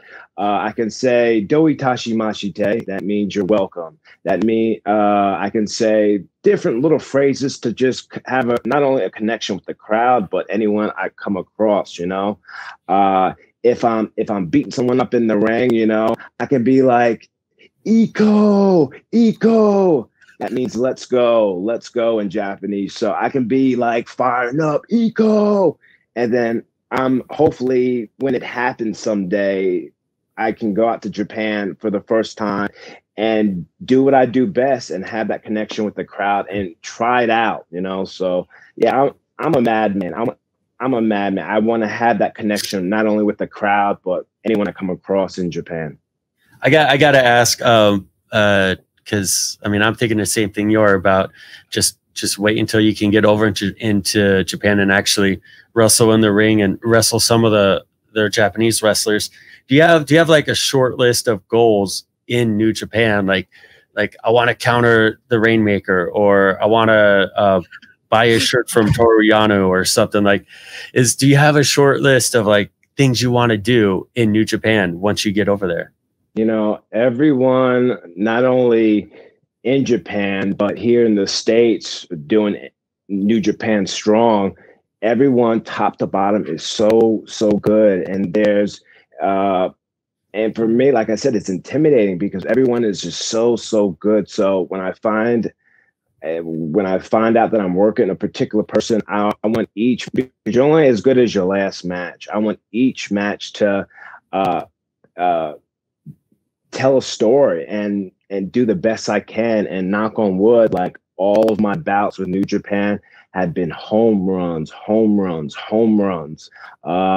I just want to keep that momentum going. And, you know, I mean, from Kenta, him and I talking the DMs, and he tells me the 411 that, you know, people like me, you know, he gives me the 411, people like me. So I have to he told me, just continue to keep doing what you're doing. And I'm going to do that, you know, and like I said, you're only as good as your last match. So I'm just thinking about working with everyone. Tanahashi, you know, I didn't think that, like, you know, I comment on his pictures and stuff like that. And then I DM'd him months ago. And I'd have to look through the conversation, but he actually responded to me, and like, he's been so kind to me. And he wants me to come out there. So just the interaction with him, I'm like fanboying, like, oh my goodness, are you kidding me? Same thing with Will Ospreay, you know, him and I are in contact. He's giving me great words of advice and telling me that I'm doing a great job. So it just means the world to me, man. The respect of your peers, you know, the respect of the fans is great. It's very important, but the respect to your peers is very, very near and dear to my heart. You know what I mean? Like, for example, someone like Sean Spears, who I wrestled before the pandemic, for him to, after we were done with our match, for him to come backstage and walk to the curtain and be like, man, I needed that after a match with me. It means the world to me, the respect to your peers. Well, I think it's important too, because honestly, you can't get the respect of the fans if you don't have the respect of your peers, because it takes two for a great wrestling match, at least two, you know. Yeah, well, it takes three too. It takes three too. A referee Yes. is so important, because a referee, like, you know, when you're rocking and rolling and you're trying to make pins and stuff like that, the ref is so important when it comes to the drama. Yeah, you got to keep the pacing moving, and you got to tell the right story. But it's one of the things I love about wrestling, and the fact that I feel like there's especially with the internet now, there's so many ways to see the kind of wrestling that you like. And I hope that performers like yourself get chances to perform in different places, because I think, you know, for you, we can tell right off the bat that you have found a place where what you do works, where you can be you, where you can put in the kind of matches and the work that you really enjoy. And these promotions have different overall styles and different things they're trying to present. And some of those things may or may not work for certain performers. You know, I hear a lot of people complain and they're upset when they find out their favorite guy from the indies or from Impact or wherever is going to WWE, because for them and what they like out of wrestling, that style isn't necessarily going to be the thing. And sometimes it works and sometimes it doesn't. But at the same time, it's so great to hear you talking about, you know, finding a place after having been a few places and being around on the indies and WWE, finding a place where you can really fit in and still want to achieve more. I mean, like, where do you see yourself doing this thing for 10, 20 more years? How long do you see yourself going in wrestling? I'm 37. I can, you know, it's entertainment. So you can You can do it up until your 60s. You can do it in your 50s. Who knows? I'm 37. I feel great. I make my 20s jealous of my 30s. I've got my pandemic fro, the greatest fro of all time. I love it. I've got the goatee. I look mean. You know, I'm not if I could be bald and no facial hair, that's my favorite look, you know, but with the pandemic fro, the goatee, I just look so much meaner on New Japan Strong. Sorry to interrupt, but there's this moment in your match with Lawler where he went to pick you up by the hair. You shrugged him after, like, get your heads off this. I'm glad Can't touch a black man's hair like that. Come on now. I'm glad you noticed that, man, because details are so important to me.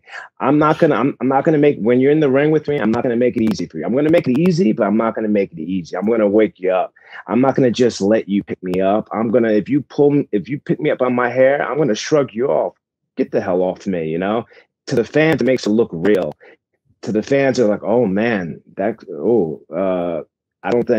I think Fred's pissed, you know, or these guys aren't cooperating or whatever, you know. So believability is so important for me. I'm not going to make it easy for you, and that's the details that separates,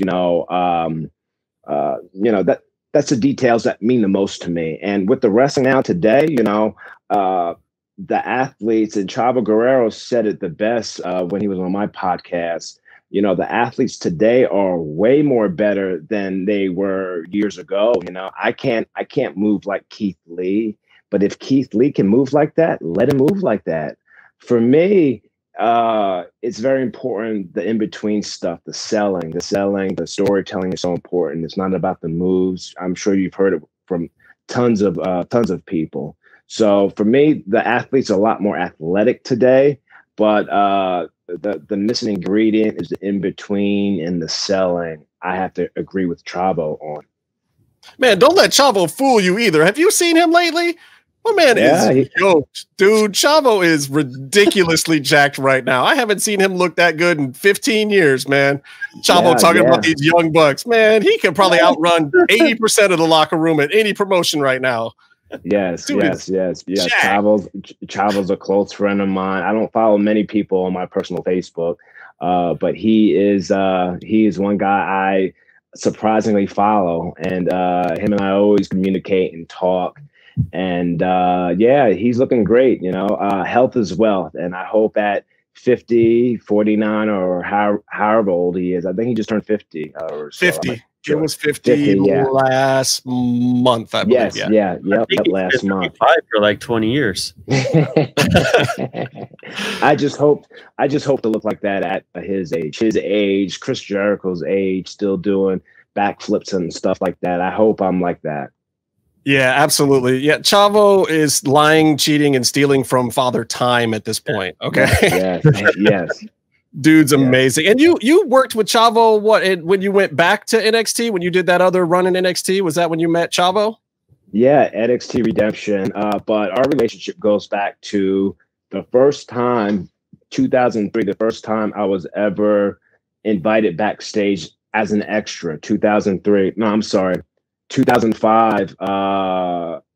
2005 was probably one of the first times I was invited backstage to WWE. My other experiences with WWE was like Offset doing a commercial, or having to go to the headquarters to roll around with JBL or something like that, or a Big Show. But my first ever time being backstage with WWE, 2005, and I had to play a detective. And one of the writers came up to me and said, "Oh, could you play a detective?" I said, "Sure." And again, a nervous wreck, wasn't comfortable with myself. And I was a detective because at the time the Guerreros were feuding with the Bashams, and I was with the Bashams, and I had to kind of swerve the Guerreros to,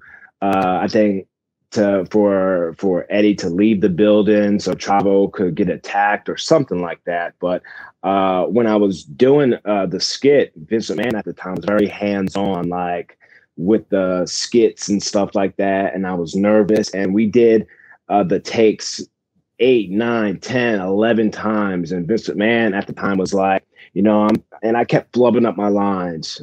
nervous. And Vince McMahon was like, I'm buying the Guerreros and I'm buying the Bashrooms. I'm not buying this detective. What are we going to do about it? And then we did the last and final take, which was like the 12th take, and we nailed it. I nailed it. And after we were done, I was like, man, I'll never get hired by WWE. And then I got hired in 2009. But what I'm trying to say is doing the skits and flubbing up, it was Chavo and Eddie Guerrero that would calm me down. They would be like, hey, Holmes, just be natural, have fun with it. And Chavo always remembered that story. And years later, he was like, I remember when you were backstage. I remember when you were nervous. So we shared it on my podcast, his podcast. And those are memories I'll always cherish and I'll always talk about. Chavo being there for me in 2005. And then in 2012 or 13, when he was my coach on NXT Redemption. So a long history with Chavo. Yeah, and clearly you guys both have plenty more history to go because he's jacked and you got a lot of New Japan in front of you, my friend. Yeah. I wanted to ask you a quick question. I love wrestling. I love wrestling merch. I don't know if you can see in the background. I got a big gold up there. It's okay. Yeah. I love wrestling belts, and I've seen you carry around a belt recently. I was wondering if, I don't know if you have it with you, if you could talk to us about that, talk to us about your belt, and talk to us about your Block the Hate campaign. Yeah. Our other co-host, Jimmy Velasco, by the way, wanted to make sure that I mentioned to you that he wore your Block the Hate shirt when he was interviewing Mandy Rose recently. Sweet. Yeah. So, but I wanted to ask you about your Block the Hate belt and your campaign and how that's going, and also just say like that's part of my excitement for talking to you is like from the Kevin Kelly interview, like your story is bigger than the ring, and there's so much more like I don't know, like involved. Sorry, I'm bad with words, but no, I get it. The significance reaches far greater than entertainment. And so I wanted to ask you about that aspect of your work. Yeah, I don't have the championship title with me, but it's probably 2 or 3 years old. I guess maybe 2 years old. It was a birthday gift from Headquarters Clothing out here in Sherman Oaks that I partnered with years ago. And it was almost like they knew I liked belts, and I guess they thought it was a cool gift to create something and give it to me for all the advocacy work I do and for all the work I do with them. Headquartersclothing.com. You can check out, lifestyle clothing brand of where's your headquarters? Where do you achieve success? You guys achieve success doing what you're doing, whether it's doing interviews or being part of the reality TV world. For me, my headquarters is doing what I do in the ring. A lot of my ambassadorships outside of the ring. My headquarters is inspiring the masses and sharing my story because, like I said, I always say, don't die with the story and you tell it. So when they presented me with this Block the Hate Legacy Championship title, I thought it was really cool. So I bring it to appearances, I bring it to autograph signings, and I call it the People's Legacy Championship title. It's not my title. It was a gift, but I would say anyone that takes a picture with the Block the Hate Legacy title, they sign their soul to the Block the Hate movement. The whole message with the Block the Hate movement is, in this world, we all receive hate for various reasons, but in order to be strong and successful, you got to block the hate. As a kid, I got teased because I had a speech impediment. I would stutter a lot. You guys might have got bullied for various reasons, but in order to be strong and successful, you got to block the hate. And the Block the Hate is my pose, the equality sign for all, not just for me. And I always tell people the Block the Hate movement is not just an LGBTQ movement. It's a movement for anyone that gets bullied into silence. So I want to be able to help out the masses. And that's what, I've been doing, and I won't stop until I'm 6 feet under. Love it. So, Fred, what is it? What is it that is your story, and what makes it so important that people need to hear it? I think that people need to hear it, or else you wouldn't be here. Byron thinks that people need to hear it, but why do you think people need to hear your story? What's important about your story, Fred? Well, you'll hear some people say, oh, I need a break from social media. I need a break. It's too much. It's too much. Well, you can look at social media in one or two ways. You can use it to elevate people, or you can use it to, crap on people. I got to keep it PG. I got family around. But I use my social media to inspire and motivate the masses. And, the reason I do what I do is because I remember two stories. One story is a fan who I had met years ago. He was a straight guy, and I met him, nice fan, and then he contacted me a few months later, and he was contemplating suicide. He contacted me in the DM, contemplating suicide, and I'm not a doctor. I'm not a psychiatrist, but I'm a friend. So I immediately started sending video messages to this one fan, and I guess I talked him out of it. Fast forward to maybe a year after that, he was finally getting married to his girlfriend at the time, because the reason why he wanted to commit suicide was because the girl that he was with broke up with him, and he was serious. I knew he was serious. I had met him, so I talked him out of it, I think. And fast forward to him getting married to another girl. So I think I might have saved a life, So that's why I do what I do. And the second story is, on top of the wrestling I do a lot of work before the pandemic with the Covenant House in LA that deals with homeless youth. And 43% of homeless youth are LGBTQ here in LA. So I remember doing an event at the Covenant House where I visited and shared my story. And I met this guy, this kid, Oscar, who was a big wrestling fan. And he was talking to me about this rock, because I wanted to talk to everyone at the Covenant House. And this kid, Oscar, was talking to me about this rock he had in his hand. And I was looking at his forearms and his wrists, and he had cut marks, severe cut marks. So I kept listening to his stories and stuff like that. And then fast forward, when I was done with my presentation at the Covenant House, Oscar raised his hand and he pulled out a piece of paper from his pocket, and he so eloquently read this poem about all my career highlights.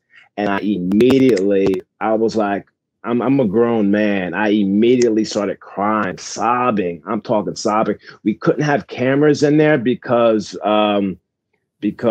privacy and all that stuff, dealing with homeless youth. But I was crying my eyes out, because here's this kid that I had met a couple of hours earlier, has wrists, cuts on his wrists, talking to me about this rock. I'm like, I don't know what you're talking about. And then him so eloquently reciting this poem about my career.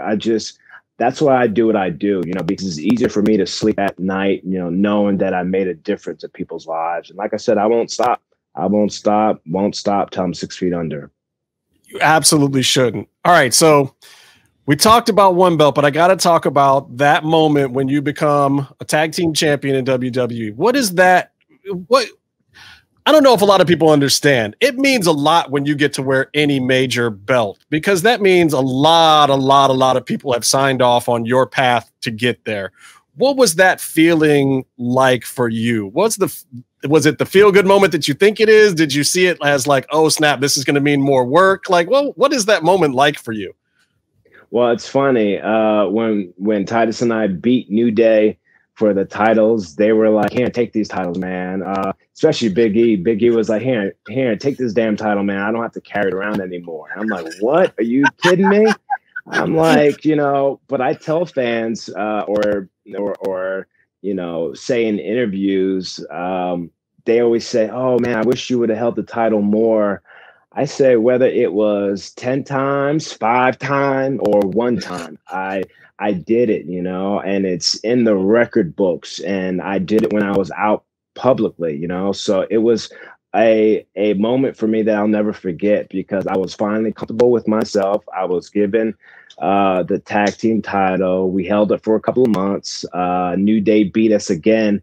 I forget which pay-per-view, maybe SummerSlam, to become the longest reigning tag team championship. So yeah, it's a moment I'll never forget. 10 times, 5 times, 1 time, we still did it. And I'm still grateful, very grateful. Yeah, I don't think people realize that definitely some responsibility comes with the belt. You got to do appearances. You got to lug around the carry around version. And I love it. I love it, especially going through the airport. Oh my goodness! Yeah. I get to the airport extra early because you have to go through security, and I'm very calm, cool, and collected. I take my time. I don't like getting to the airport late because I'm rushing. I'm like Scott Hall or The Undertaker walking through the airport, because I know people just looking at me like, oh, is this a football player or something like that? So when I get to security and I take the title, I let them know ahead of time, hey guys, I wrestle. This is a championship title. I just want to let you guys know that it's like heavy hardware, So I let them know that. So there aren't any red flags or anything. So they know. And then you'll get some people that'll open the bag with the title. They'll look at it. They'll talk to their other coworkers. And for me, it's fun. I get giddy because, before I started doing this full time, I was one of those wrestlers that when WWE was in town, I would go to the gym that they would be at, and I would work out with some of the wrestlers, not work out with them, but just be in their presence. So I know, I'm a fan too, so to see the security guards, the TSA, envy the belt, it means the world to me, because again, I was one of those guys that, would stalk wrestlers and just love the business, And is that why you got into it? I mean, you were a kid in New Jersey? How did you get started doing this thing at all in the first place? Why wrestling? Yeah, my dad was a big fan of it. He was a big influence in my life. And I always say about my dad, and we talk, I always say about my dad that he always had, as a kid, he always had a hot meal on the table for me when my mom at the time was out clubbing and at the clubs dropping it low and stuff like that. He always had a hot meal on the table for me. He was a huge fan. He got me into it. And it's just something laser-like focus. I was tunnel vision. This is something I wanted to do. I did the backyard wrestling. I would show up with the fanny pack around the waist. I would show up doing the backyard wrestling with the roller bag. I was so serious about it. So serious. I actually have. I just got a new fanny pack because I'm bringing it back in style. I don't wear it around my waist. I just like stylish. I like to just have it around here. New school, new school. So I back in high school, I had a fanny pack because I thought I was like, the old timers, like Shawn Michaels, the Road Warriors, those guys wearing the fanny pack. So I was very serious about this. And right out of high school and in college, I had joined a wrestling school in Dirty, New Jersey, IWF Wrestling School, Independent Wrestling Federation. I was their golden boy, I caught on so quick, and the rest was history for me. Dr. Tom Pritchard at the time was a scout, and I owe a lot of my success because of him, because he believed in me. And And like I said, 18 plus years of still doing this. I'm still a fan. I still get nervous before matches. I still show up to the buildings early because I have to get in that zone. Nothing's changed. I mean, but see, the fact that it's a joy for you, that's the important part. I mean, It's a labor of love. Anybody who knows. You can't just go in there and expect to be handed the spotlight and have it be easy work. Very, very few people have made it in wrestling that were that. There have been a few. Don't get me wrong. There have been a few, but for the most part, the people who are in it love it because it's hard. Oh, we lost Fred. Oh no. Maybe he'll pop back. How much longer do you think? I think we should maybe wrap this up. Oh, I was just going to. I was just literally okay. You to see if there was another question you wanted to ask him before. I mean, I think we're good. Oh, there's Fred back. Welcome back. What happened? I don't know. Sketchy internet. We were about to wrap up anyway, because we're cutting this into a whole other episode that we have a bunch of stuff for. But yeah. So, let me just say this. Thank you, first of all, for coming and sharing your story with everyone. We really appreciate having you in, and it's so heartfelt. Like I said, it's a labor of love and passion to be in this business, and not just to be in this business, but to also want to showcase different sides of yourself and to help, reach out to people out there with entertainment, with positive messages, with whatever you have to offer. And we really appreciate it and commend you for all of it. And I'm gonna block the hate on anybody who's not down with musical theater, because I am a huge musical theater fan. I'm glad that Fred is getting into musical theater, which is amazing to me, because I can't even begin to tell you how much shit I took as a kid for being in musicals and wanting to do song and dance stuff. That's not what the guys on the football team want to hear when you go into the locker room. Like, oh, what do you mean you can't come to practice next week because you got the lead in the musical? What is that nonsense? So, hate comes in various forms, and I feel that hate mostly comes from people's lack of understanding. So the more that people like yourself can get out there and help people just understand, help people see things in a different light, to say, hey man, I can be out and be a wrestler. It's no big thing. I'm still getting in the ring. I'm still do exactly what you want to see me do. That's it. That's the whole story. And I'm not perfect, and I admit all the time I was one of those guys. I'd be like, musical theater, oh, that's gay, or I'd be in a locker room and involved in the conversations, oh, that's gay, when in all actuality I was living a lie myself. So I'm not afraid to admit that at all, and I'm not afraid to call people out on their BS when it comes to not living their truth, or just having hate in their heart. It's, for me, it's easier to love than it is to hate, and I'm going to continue to keep spreading my message. There's 7 billion plus people on this planet, so there's a lot of work for me to do, and I'm going to continue to roll up my sleeves and do what I do best. Well, Fred, we love you, so why don't you let us know where we can find your podcast? I know Theality TV is where people can find the reality show and get links to the musical that you were a part of, Little House on the Ferry. So where else can we find you, and where's your podcast at? My podcast I do with my real life neighbor. It's like therapy for me. It's called Pro and Bro Wrestling Podcast, available on YouTube and iTunes. Again, I don't do it for the numbers. I do it because it's like therapy for me. It's like practice for me, because being a Scorpio, quiet, only child, shy guy, it's practice for me in talking and being a better storyteller. So, my podcast, Pro and Bro Wrestling, follow that. You can follow me on my social media platforms, Twitter, Instagram at my real name, my government name, at Real Fred Rosser, RealFredRosser. Follow me on social media. In the holidays are around the corner, and even if it wasn't the holidays, and if anyone that's listening, watching this, that don't have support in their family or that are looking for some advice, be a part of my family on social media. Like I said, I'm not a doctor, I'm not a psychiatrist, but I am a friend. And if you're dealing with something, you're not alone. Reach out to me. I got your back. Block the hate, salute the great. Thank you so much, Fred, for joining us today. And we will be right back after this little brief break, because we got a little bit of a Lucha Underground rewind to do still. Stick around.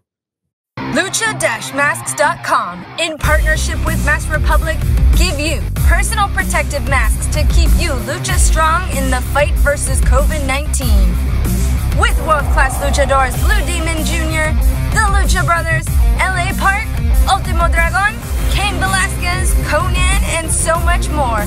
Head to lucha-masks.com and you too can become a masked warrior. Lucha-masks.com, powered by Pro Wrestling Revolution. This week on Lucha Underground Rewind, we are taking a look at Season 1, Episode 30. Can you believe? There's 39 freaking episodes in Season 1. I thought it was only 20. I fucking hate this show and this podcast. I like how you got this far into the show to say how much you hate it. Yeah, no, he had a lot of fun. No, it wasn't this long. Well, this is the come to Jesus moment every week where it's like, hey, Casey, we're going to do another episode of the podcast. And Casey's like in the DM and he's like, oh, sweet, I could talk about this toy. I could talk about this awesome video game and blah, blah, blah. And then I give him the rundown and there's this giant chunk of Lucha Underground stuff in there. And Casey's like, I quit. And then every week it's like, no, Casey, please come do the show. And Casey's like, no, I quit. And then it's like, we finally convince him. And then he realizes that we do still have to do this Lucha Underground part. And then he's like, fuck you guys. It's like, if we're going to talk about a promotion that's been dead for 5 years, let's talk about Wing that's been dead for 15. Okay. Or let's talk about ECW that's been dead for 18. You know that I have seriously considered turning this into an ECW podcast on several I'm all occasions. for that. Yeah. I don't think Byron can handle it. I don't think they're allowed to watch ECW in England. I think that they no. Our ECW was broadcast here like kind of a mixtape like episode, but it was still new episodes. The Spawn animation. Oh, look at the Philly kid over here with the jacket. There you go, Jim. All right. So Casey, here's the deal I will make with you. We will officially turn this into an ECW podcast as soon as we get through the entire run of every episode of Lucha Underground. I thought all right, that's going to become a hardcore TV podcast. I thought the deal was that we were going to just go back to where we've already talked about the episodes and then not talk about it anymore. Right, maybe. Here we go. No, God, please. Let's try. It feels like it. Anyway, 6 years from now, you'll totally be off the hook, Casey. So, season 1, episode 30, submit to the master. I'm gonna fake my own death. Vignette. Have you guys noticed a certain sexual theme with storytelling in the Underground? No, yeah, never. Creepy perverts with people tied up and chokes. And, Submit to the master. Submit to the master. And then Vampira's commentary. Oh, I mean, we'll be back next week for Think Warm Thoughts. I would not be surprised if many storylines for this show had been developed on FetLife. I think that would not be entirely surprising. Well, next week is It Rubs the Lotion, isn't it? Should I Google that website? We were supposed to get the real story behind all of this, but someone's dodging us like a little bitch. You throwing around call outs and stuff. Ooh. It's because you realize what episode this is going to be. Yeah, Casey is referring to the fact that Monsieur Le Christ Joseph said that I would never say that about DJ. I love him. No, DJ never confirmed for this week. No, we just tried. Or any week. But he did say he'd be willing to do the show again. He's unblocked Byron, so maybe he'll swing through. Maybe it'll be our Christmas gift to everybody. Maybe it won't happen until 2021. DJ, play Fortnite with me. It's dope. Oh God, Casey you can be the Mandalorian. Casey is coming into the Fortnite world. You can floss. We can't get him out of it. Floss. I don't know how to do the floss, you guys. I don't have that unlocked. Well, you have to be standing to do it. I know. I'm not going to stand up for anything. I don't get paid for this podcast. I'm wearing Zubas right now. Casey, we should play Fortnite together. Let's do. We should. Fortnite podcast. Yeah. How am I going to carry all those? How am I going to carry all those rifles and my partner too, Byron? No, thank you. All right, so look, I got to talk about an episode of Lucha Underground. This first vignette, I don't have much to say. Chavo, Dario, they're still planning this Black Lotus thing. I get it.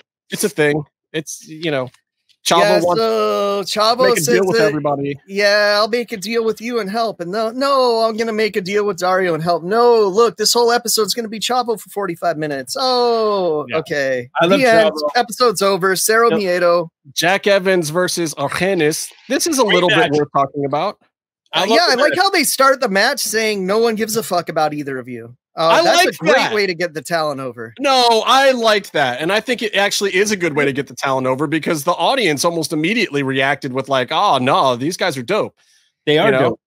The audience was pretty cool, though, because some of us were cheering for Jack Evans really loud. I know. I like that. I like the call out of like, hey, Argenis, you're from this great wrestling family and you're the one that nobody cares about. Yeah. But here's the thing, Argenis didn't get a fair break. He's the only one that's done our show, so he's the best one in that family as far as I'm concerned. Argenis rules, and all of his matches, he's solid, if not, above solid in every single match in the Underground. he just never really got the break that he needed on the show. He needed to lose so he could be a skeleton full time, Byron. Correct. Yeah. And he's already debuted as that skeleton at this point, though. Yeah, this might have been taped out of order. I don't know. No, it wasn't. No, he's already season been 1 now. My favorite part of this match, by the way, aside from popping because Jack won with that All Japan roll up, was that live Jack couldn't open the little bag to get to the medallion out. After the match. He fiddled with that bag for for somebody that I'm pretty sure pulls things out of bags quite a bit. I'm just saying, he couldn't get that bag open. And we all wanted, we don't know, we don't see vignettes at the table. We didn't know what was going on. We're like, oh, he's going to get something in that bag. I want to know what we're doing. Oh, we're like, is Jack going to smoke a bowl right in front of us right now? Oh, we didn't know what was going on with those bags for the longest time. No, because no one would show what was in them because they weren't made yet. So they're just like, yeah, I won. And we're like, oh. Just some weird random prop of a bag to win. Hey. Wouldn't be the first time Jack fought for a bag. I do gotta say, Jack, when he got reversed by Arhennis, there's a time where he's selling that he yells out "my testicles" in this match. That is fucking great. Well, because Arhennis hit the most awesome spring up nad kick in history. How did Arhennis not get over completely? That should have been his signature move, like the big flip. Not only giving that move, but having Jack Evans as the one taking it. Oh, it's perfect.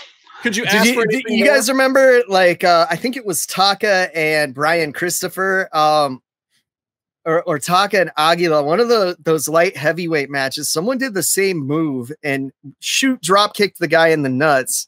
And the announcers had to cover for him while he was recovering. And it was just hilarious. Oh God, I wish I remember which match it was. I know. Is this one of the ones on Raw? Yeah. Okay. Yeah. I remember when Perry Saturn got a hard on. And they had to end the match quickly. What? I remember when Meat got a boner, and then the big boss man hit it with the. No. We need Meat to explain what he just said. No, I don't know that we do. I don't need to hear about where he got he was quite erect. Meat stands up to show his crotch. Yeah. And they did a thing where he dropped onto the rope and then the guy rolled him up or something on the disqualification real quick. It was towards the end of Nitro. You don't want to take the Thez press after that. That's come on. Anyway, give me a Thez press, I suppose. Jack Evans wins this match with a backslide and a nice bridge roll up thing. Yeah. He should win. He should win every time he does that move. It's amazing. So much fun. He should just win every time. He should win every time. That's the actual, even if he does a punch. I'll send Tony Khan an email right now and we'll see. Yeah, Antoine, I know you're listening right now.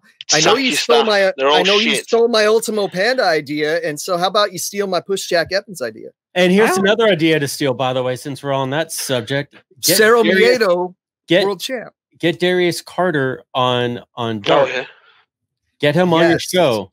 He has everything that you're trying to get out of your wrestlers on Dark already.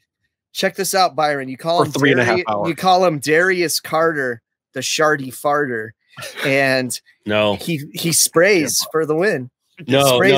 Brown mist. He's the most old school true. Sometimes it's a little green. He's the most old school true heel that you will find on the indies now. He doesn't sell merch. And when I went to I think Warriors of Wrestling King of New York tournament out in Staten Island, they all had this bright yellow shirt that was made for the event, and they come out to the ring for a big group photo before the tournament. And he comes out in his regular like robe and suit. He's respect. Like, I'm not doing that shit. I'm not touching that stupid shirt. Mad respect. He's not wearing Hogan colors for this shit. Did you see that video I sent you? Oh, so good.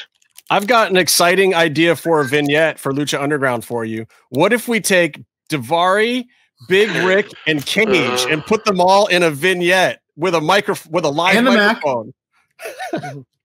And then, but still, they all get to talk in the vignette, and then you pan over and you see Puma sitting crying. And they've actually sewn the mouth shut on his mask. Drinking piss. You know, Puma's got to be backstage like, dude, I could have at least done that.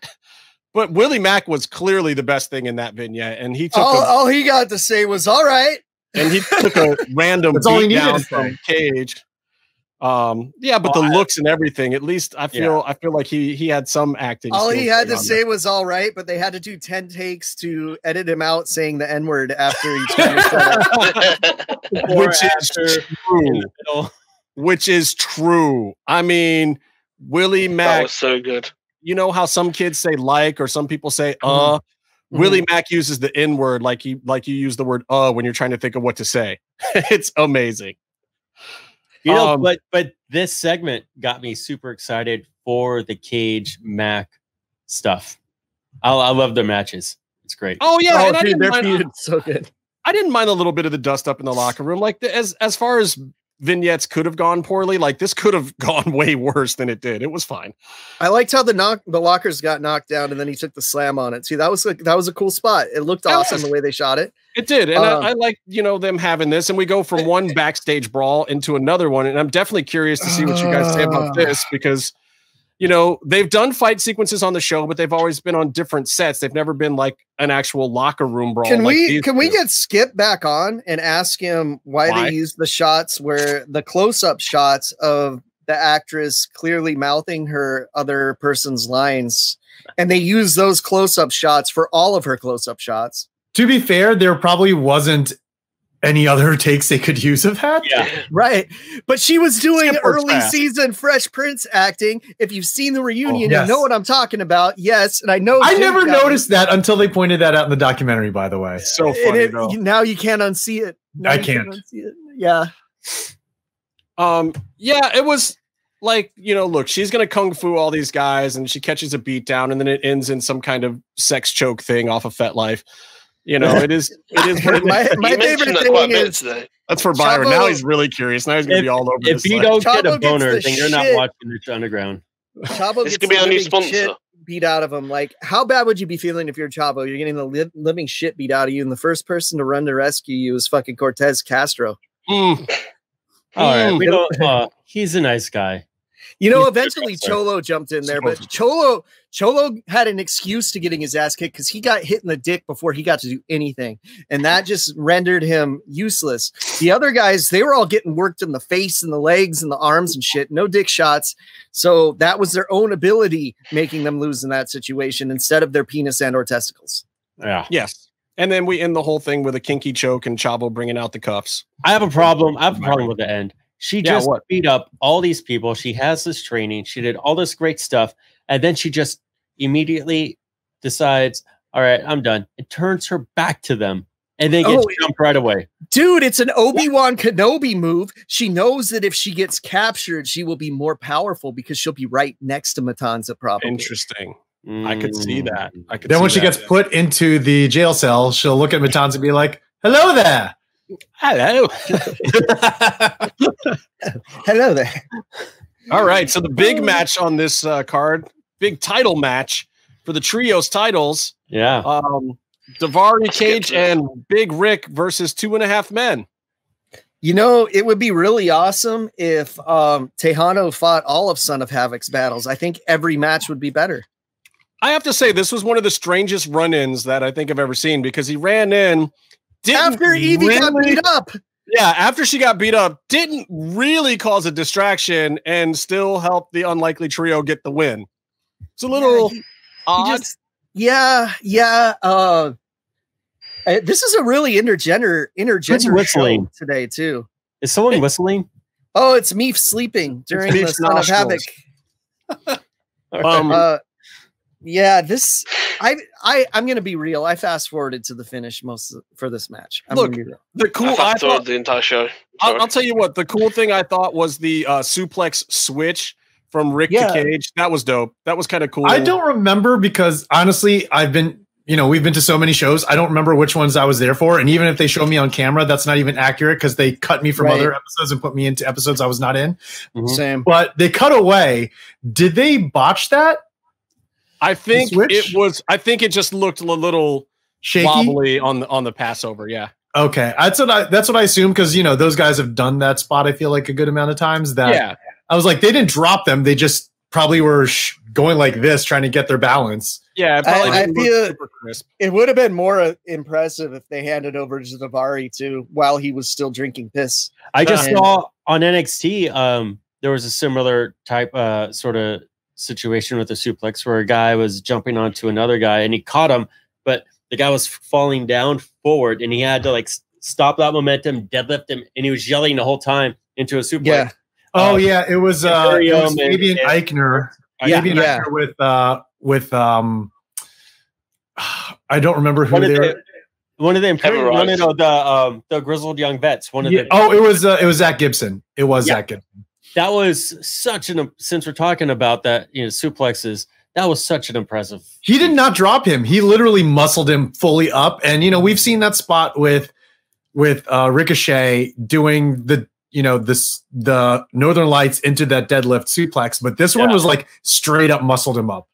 Well, it's also this one because to stop the momentum going one way to lift them and just to lift up and then throw them over straight up and over. That's not easy. That's real grown man strength. Well, let me tell you something, Byron. It might not be easy for you because you are just another victim of the human suplex machine. Go ahead. Set it up, Byron. Beat me if you can. Survive if I let you. Man, you could have said anything there, Byron. God. It's the easiest setup in the world.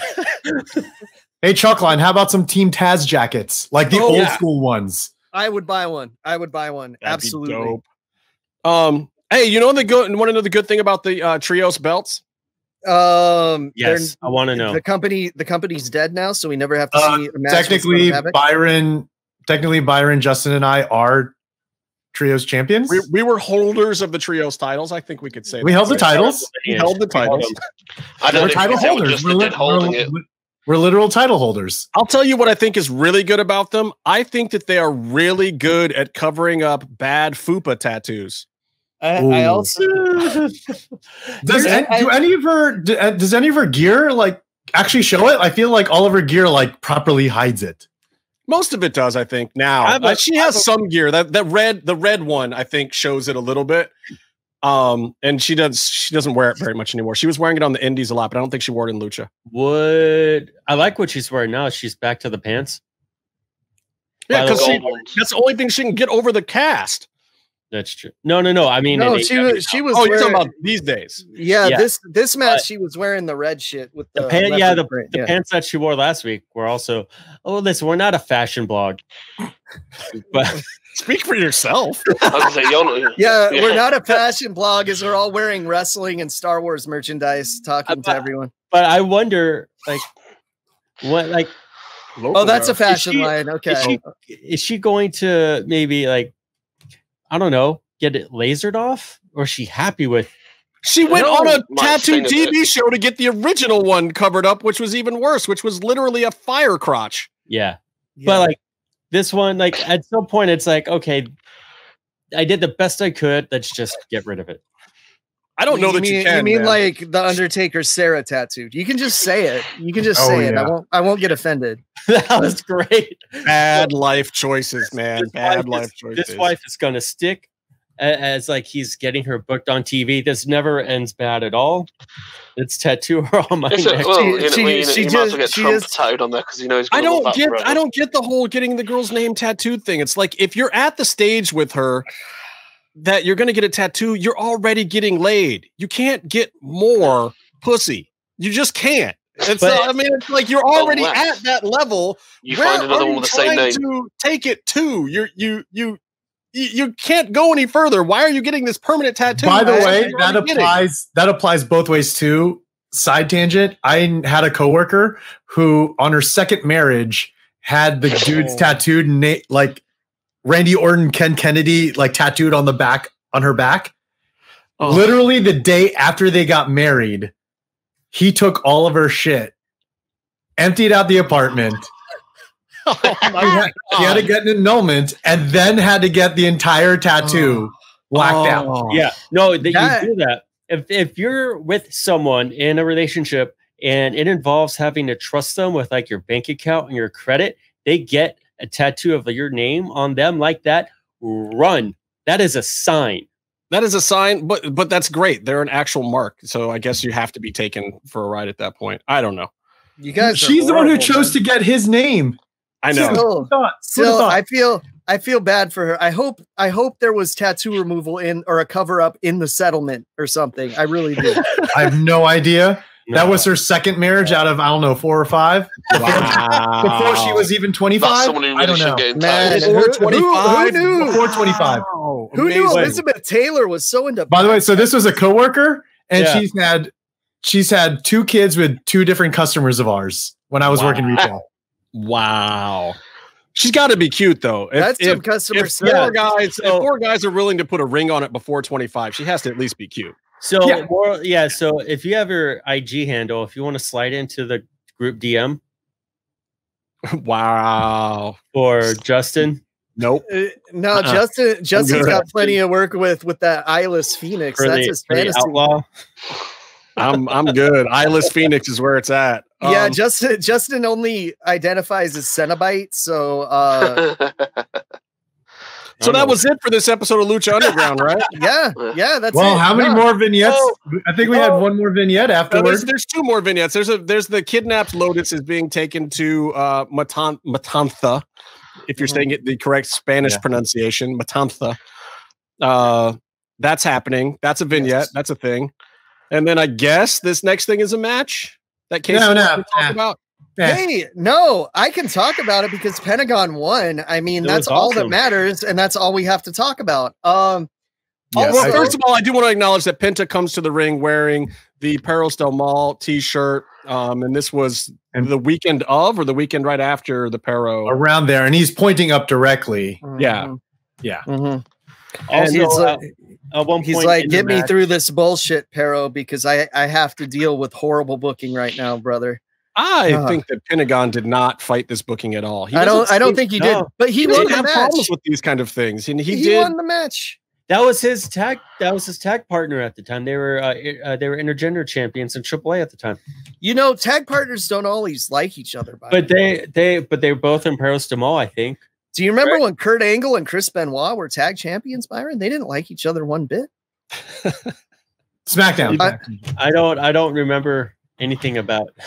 Oh no, Chris Benoit has been officially erased from Byron's memory as one of Byron's all-time favorites. I'm talking about Kurt Angle. He did so many pills, even I forgot what he did. Wow. In this thing, he decides to shoot on Kurt Angle. That was solid. So, speaking of this match, I just thought the ending was hilarious. Post-match, I should say, because there were people in the crowd chanting for Sexy Star to get her arm broken, and hindsight being 2020 in the year 2020, those people I agree with now, given what Sexy Star has done. Yeah, that was Casey and me in the back corner of the bleachers. If you're looking at the TV, it'll be in like this corner, your top right of your screen. Casey and me standing, yelling, "Break her arm!" Even like during the they mainly focused on Ed.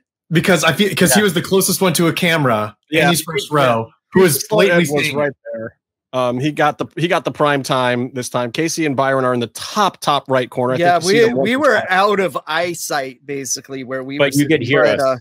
But you can hear us. Pentagon at one point pointed to us in the stand. Yeah. He was like, "Yeah, I'm gonna fuck up you guys." He pointed to us, and then he did the kick.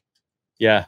And then we're like, yeah. And but see, here's the thing to me, Jim, because I know you and I, we weren't against Sexy Star back in the day at all. Like I fell for the booking a little bit personally. I didn't have any issue with Sexy Star, and in hindsight, I definitely do.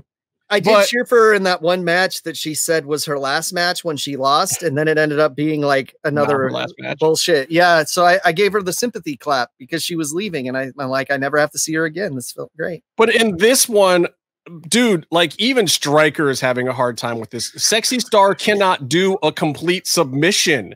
She can't even put the final parts of a submission together. And they get to the point where like there's nothing that they can do on commentary. There's no amount of storyline or people yelling in the commentator's ears that they can even come up with anything positive to say other than, you know, the whole looks like she didn't get all of that one kind of level commentary for her submissions. I gotta say, Jack Evans busted out a way more convincing submission in the opening match than anything she did in this one. No, it was funny because we got to see the surfboard get a fucking submission. Come on. Oh, that was fantastic. And he slammed her face. Yeah, that was so great. But it was first of all, if you're watching wrestling now, you're seeing Thatcher just do a really awesome guillotine choke. And then you go from seeing him cutting bone, right? And then you go from that, and then you see Sexy Star, who's like 75 pounds, trying to one-arm choke someone 150 pounds heavier than her, you know, patting him on the back and trying to choke him with one arm. You're like, that's not a guillotine. And you can see both Penta and Marty trying to tell her how to finish the moves. She gets the clover leaf in, but then she doesn't cinch up the neck. And Stryker and Vampiro are just like, oh, and Marty is in there leaning in, like, can you tie it up? Yeah, choke, at least put a choke on. Like he's trying to look like he's doing the check for the illegal choke, but you can see him kind of trying to tell her how to finish the move. It's amazing. Oh man, and her arm bar, like Stryker and Vampiro at one point are just like, you know, she needs to do this to really get a submission on it. You know what? Maybe she just doesn't have the faculties to get a submission win. And look, all credit to Penta for doing his best with this thing and for chopping the crap out of her chest because super kicks. The super kicks and the chop was the chop was full on too. He did and not that take was it before easy. they started with him. She was that was before they started foleying that shit too. Yeah. She was hanging with him on the strikes, and I commend her for that because she was getting hit hard as fuck. And it's just okay. Go ahead. I don't know what happened to Meath. He died. It just got less British in here. You know what's awesome? The Ninja Turtles. Oh, here he is. So mean. He's back. Hey, look, it's a Ninja Turtle. Fuck you, England. Woo! My cat decided to absolutely trash it, and then it wouldn't go back right. So, nice.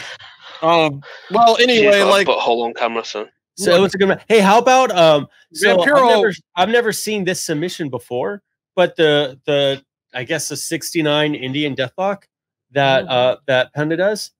I thought body scissored Indian Deathlock with a body scissor, basically. He's like standing and she's upside down.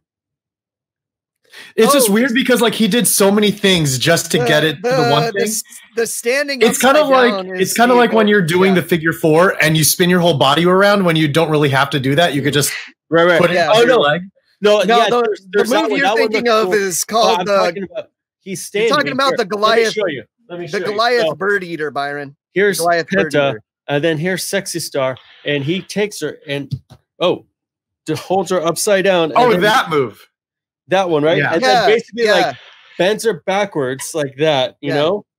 It's the Goliath bird eater, Byron. Yeah. Like it's that. Also when he recently did that to Phoenix. He did it to his own brother, and it seemed really anytime he does that move is weird. When he did it to his own brother, it was really weird.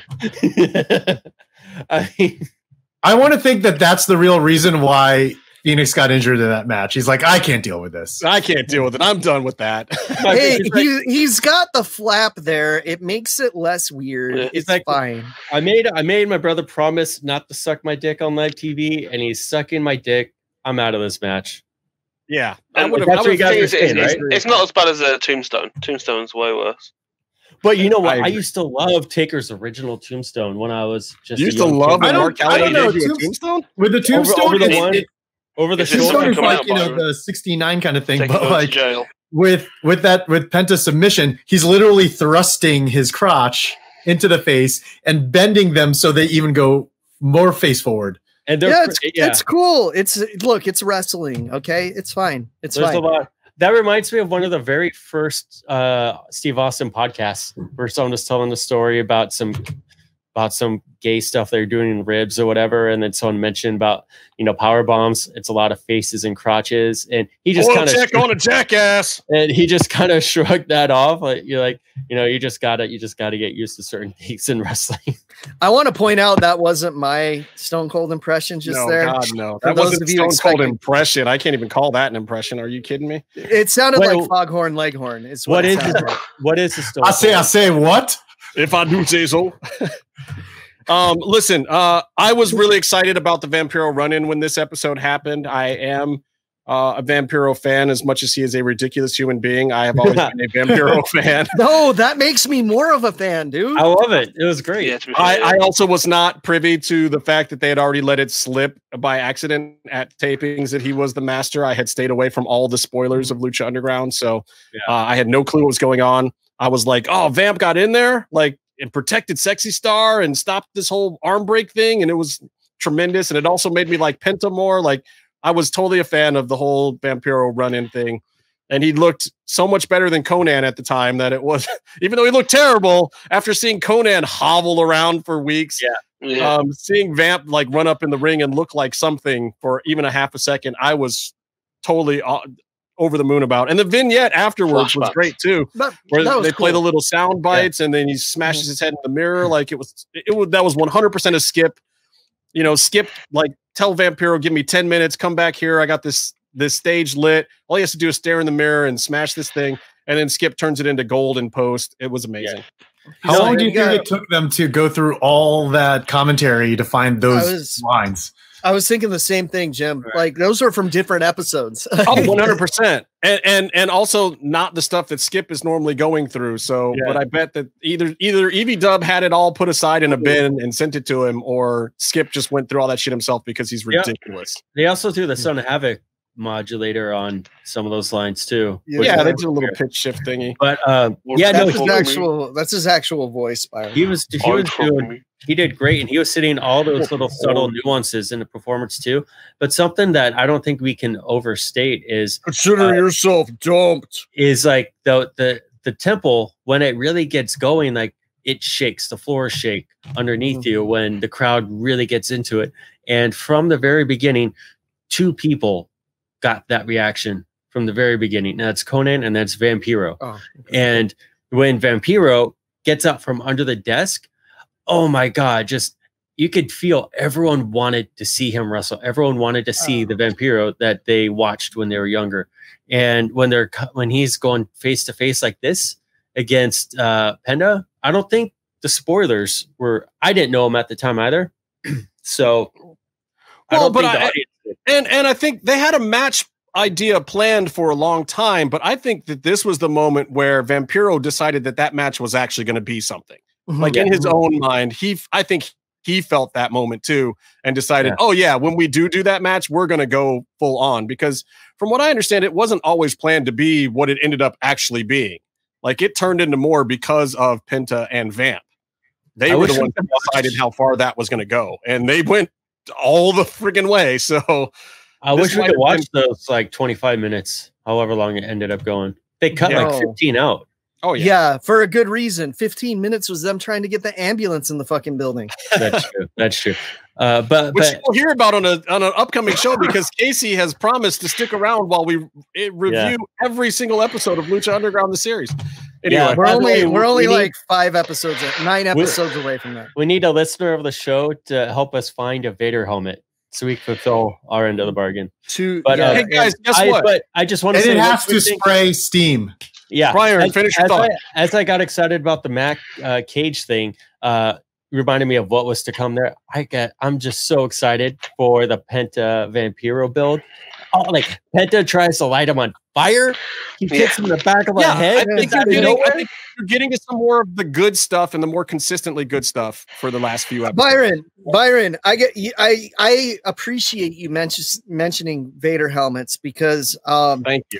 I gotta say, we've got to talk about my other Vader helmet right now, right, Justin? Yeah, I think we do, and there's a reason why. Because we don't want your Vader helmet area to turn into like the jungles where Predator hunts. No, you don't want it. You want Vader, not Chewbacca, is what we're saying. Rest in peace, David Prowse, and also Peter Mayhew, I guess. Oh, this is depressing now. They're all dead, Casey. Thank you. They're all dead. You're ruining my childhood. But you don't want to ruin your manhood just because your childhood is ruined. Yeah. The only thing that can make you happier is to see the bare skin of your nutsack. Look, I think you guys, if you watched our show, I think you guys all know what we're talking about. We're talking about the delicious line of man grooming products from manscaped.com, right? Yeah. You guys know what we're talking about. The Lawnmower 3.0, the crop mop ball wipes, the ball preserver. We're talking about the whole compendium of fashionably awesome items for your genitalia from manscaped.com. And your nose, you got the weed whacker for the nose. That's right. You got the foot powder for your footsies so they don't get stinky stinks. You got the ball deodorant. You got ball deodorant. Crop wipes. You've got it's crop preserver ball deodorant. Yeah, it's crop preserver ball deodorant, but there's also the ball toner, which if you want to talk about your balls making you happy, spray some of that toner on there. It feels tremendous. It's beautiful. True. It's I wish I could know what that felt like. It feels like this. It feels like this. It feels like that Shawn Michaels little. Oh yeah. Little menthol tingle. All right, let me tell you the particulars, because that's the part that we're contractually obligated to do. But it's also important because we use this stuff and you might want to know some of this stuff. The Lawnmower 3.0, that's the actual shaver. That's the thing. You click it on. Bzz, it's got the guide light, which I love because you can do it in the dark if you really have to. I wouldn't recommend trying to do it in the dark, but my power was out additional light. It's additional light that helps. It's the guide light, and it's got the skin safe technology, so it doesn't. You don't want that, and it doesn't do that. Yeah. So you definitely don't want that. Gotta love that ceramic part of it. It is. It works great. Exactly. You are cutting your balls with the same technology that great sushi chefs are using to make your sushi. Enjoy. The ceramic blades. That's correct. Yes. Then you've got the new weed whacker. That's the ear and nose hair trimmer. It's got the same skin safe technology. I use it personally. Good stuff. You got the crop care kit, which includes the crop preserver. That's the ball deodorant. So you keep them all fresh and smelling good. And that just extends the life of the good things that you do. And even on the days when you don't shave, you put a little bit of that on after you get out of the shower and you're good to go. Yeah, you feel like a manly cowboy, but in the balls. You got crop cleanser, which is, the wash for the area when you're in the shower. You got the crop mop ball wipes in case you didn't use enough crop preserver. You get 3, 4, 5 hours into the day. You got a date. You want to clean some things. I think we know somebody that probably has a carry-on bag full of. I can't point in the right direction. I'm sorry. Fuck. Okay, Meath. There you go. Thank you. There it is. And Jim, the foot you guys duster. are pointing to Jim. Why are you pointing to Jim? I wasn't paying attention. Why is everyone pointing to Jim right now? Because it is documented fact that Jim may, in fact, have a good use for some of these products. That's it. That's all I'm going to say about that. Except the foot duster. I'm just doing my best Pete Dunne impression right now. Jim doesn't need the foot duster. Jim has immaculately groomed feet that don't smell bad. But Byron, hockey, after hockey practice, listen to me, man. Hockey, skates, foot duster. Follow-up question. Why do you know so much about Don't ask so many goddamn questions, Byron. This commercial's long enough. Your inquisitive nature is really not. Anyway, the Manscaped Refined Cologne, cool, effective way to stay smelling nice and fresh on your dates. Look, and don't forget, they're all vegan, cruelty-free, dye-free, sulfate-free, paraben-free, so you know your manhood's in good hands. You can get 20% off and free shipping right now, manscaped.com, with the code MMM.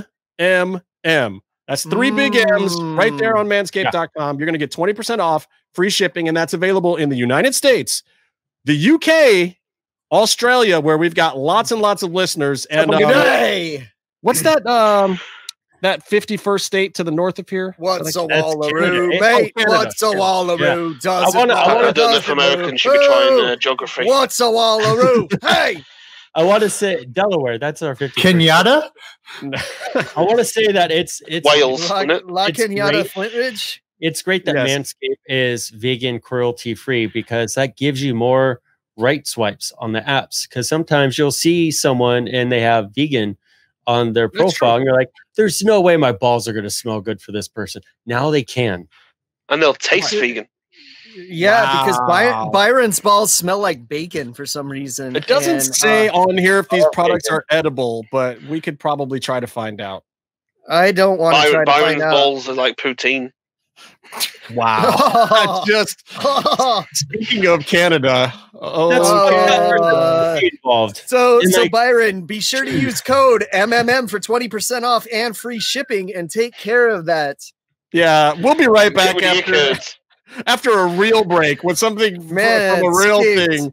But please do order from manscaped.com. Christmas is almost here. Buy your man something, buy yourself something. It's that time of year, and we want to keep our sponsor around and keep them happy because we love this stuff. So we'll be right back with the Wall of Shame, and boy, you are not going to want to miss this because somebody fucked up royally this week. Oh, you done fucked up, son. Coming right back. If you're listening to this and you haven't visited luchacentral.com, it's time to do it. LuchaCentral.com is the online home for Lucha Libre, where you can get all of the top news in English and in Spanish. Find the best curated video content and original content not seen anywhere else. Find when Lucha Libre events would be happening in your area. Find photo galleries from top photographers covering Lucha Libre around the world. From weekly polls to annual awards. Seen and read by top executives in all of the major Lucha Libre promotions across the globe. And on top of that, it's free. LuchaCentral.com, your centralized place for all things Lucha Libre. God damn it, Justin. Fuck, Justin. I know. Did you read that thing? I fucking read it. Okay, look. I have bit my tongue for however many fucking episodes we've done. And you've done a fabulous job. Thank you. Since we've been a part of the Mass Republic Network, podcast network, luchacentral.com, whatever you want to call it. I haven't cried about my late figures too much, just a little, just enough. No, just every day, every week. I haven't been upset with like video game decisions that were made. No, just a little. No, I'm at my breaking point. Breaking point. So should we bust out the Wall of Shame for this? We should bust out the Wall of Shame. I'm not even going to talk about anything else that's on the Wall of Shame. There is one person going on this week for one thing and one thing only. Justin, Kevin Kleinrock. Yes, and I gotta be honest with you, Justin. I usually hate this segment. I usually pray every week that we collapse this segment because I think putting that negative energy, that anger, and that hate should be my gimmick and my gimmick alone. So, this Wall of Shame, mine and yours gimmick. This Wall of Shame just bothers me. But I gotta say right now, the second I saw this, I said Wall of Shame. And so before we even talk about the transgression that happened, we're going to say, Kevin, you can defend yourself, but the only way you can defend yourself is coming on this podcast, and you got to wear that Cobra Commander helmet the whole time because it's no longer a Cobra Commander helmet. It is the Dome of Shame, and that is where you deserve to be locked up after this transgression, sir. Yeah, it's bad. It's so bad. So you guys are probably wondering what it is exactly that he did that was so bad. Kevin Kleinrock fucks up the easiest thing in the whole universe. Something that is integral to every person's childhood. Something that masturbation is almost unfuck-upable. Every man who has ever had to feed himself on his own has been down this road. Okay, so let me tell you, I'm gonna tell you exactly what Kevin Kleinrock's idea of a quote unquote grilled cheese is. Hey, guess what? There's no fucking grill involved, is there? No, he toasts 2 pieces of bread, then melts the cheese in between them via the microwave. First of all, that actually takes longer than making a grilled cheese. It's more difficult to do it that way. I don't consider myself a foodie. In fact, I eat like shit most of the time. But one thing I know is a good grilled cheese sandwich, and I will make that good grilled cheese sandwich, and I will love the good grilled cheese sandwich. This is a boxcar hobo grilled cheese sandwich, but I say that, and it's offensive to boxcar hobos because they probably actually do melt the cheese over the fire. It escapes me how this can be a thing. First of all, the real way to make grilled cheese, fuck you, Byron, is to use mayo instead of butter on the outside and then grill it that way. It's actually tremendous. It sounds weird, but when you try it, you'll be like, the bread's so fluffy and lovely, and I love it. And I love it. And you know what? And if you use code MMM at Manscaped, your balls will feel like that too. But I digress. Use beef dripping. This is okay. Beef fat, that cheese. works too. No, the way to make it is first you grill bacon in the pan, then you fry the grilled cheese in the bacon grease, right? That's how you cook it. Because what else are you gonna do with the bacon grease? You put the bacon in it. Also, add a little bit of mustard. Mustard goes in the sandwich. I'm gonna call Kevin out because I don't think he does dairy. So how much is that fake cheese going to melt in between two pieces of toast in the microwave? I know complete vegans that eat grilled cheeses all the time with vegan cheese. They use their vegan butter stuff. Like, it's not like the basic concept is so simple. You spread some type of butter or fat or whatever it is on a piece of bread. You put it down in a pan. You put a piece of cheese on it. Then you put another piece of bread with some type of fat and or butter on it. And then at some point in the process, you flip it over so that both sides are cooked. This is the entire process. I need to tell you how to do it properly then. I need to tell you how to do it properly. Meef. I mean, you can tell me a better version of it, but there are literally machines you can buy to do it for you. But they get sweaty. But the thing is what you want to do with the cheese is what cheeses do you end up using? Cheddar, I'm guessing. Look, here in America, you can use one slice of American cheese, and it would be a more satisfactory version than what Klein Rock is doing. So I usually what you don't want to do is use sliced. Use grated. You chuck that in the pan. Okay. Wait for it to brown slightly. When you put the bread on top, so the bread when the cheese melts, it actually sticks into the bread, and then you can get your paddle underneath because it's like got a layer now. That's a spatula for those in America. Paddle, yeah. The spatula, yeah. And you flip it. And then you put your slice of bread on top. I've done all these versions. So that's minus Byron's probably melted. I've done all of these things before. I mean, Jim, have you made a grilled cheese before? Jim's made a grilled cheese before. How would you make a grilled cheese? Mine is similar to most of you, butter. Yeah. Then the cheese, then the bread, then the butter. Sit, press a little, flip, press a little, done. That's it. I got to tell you, though, there's literally a machine that you just put the cheese in, you put the bread in, you go like a panini press. But here's something two things worth noting. One, you see, Kevin, this guy probably doesn't know how to feed himself that well in the first place. If you've seen how thin he is, right?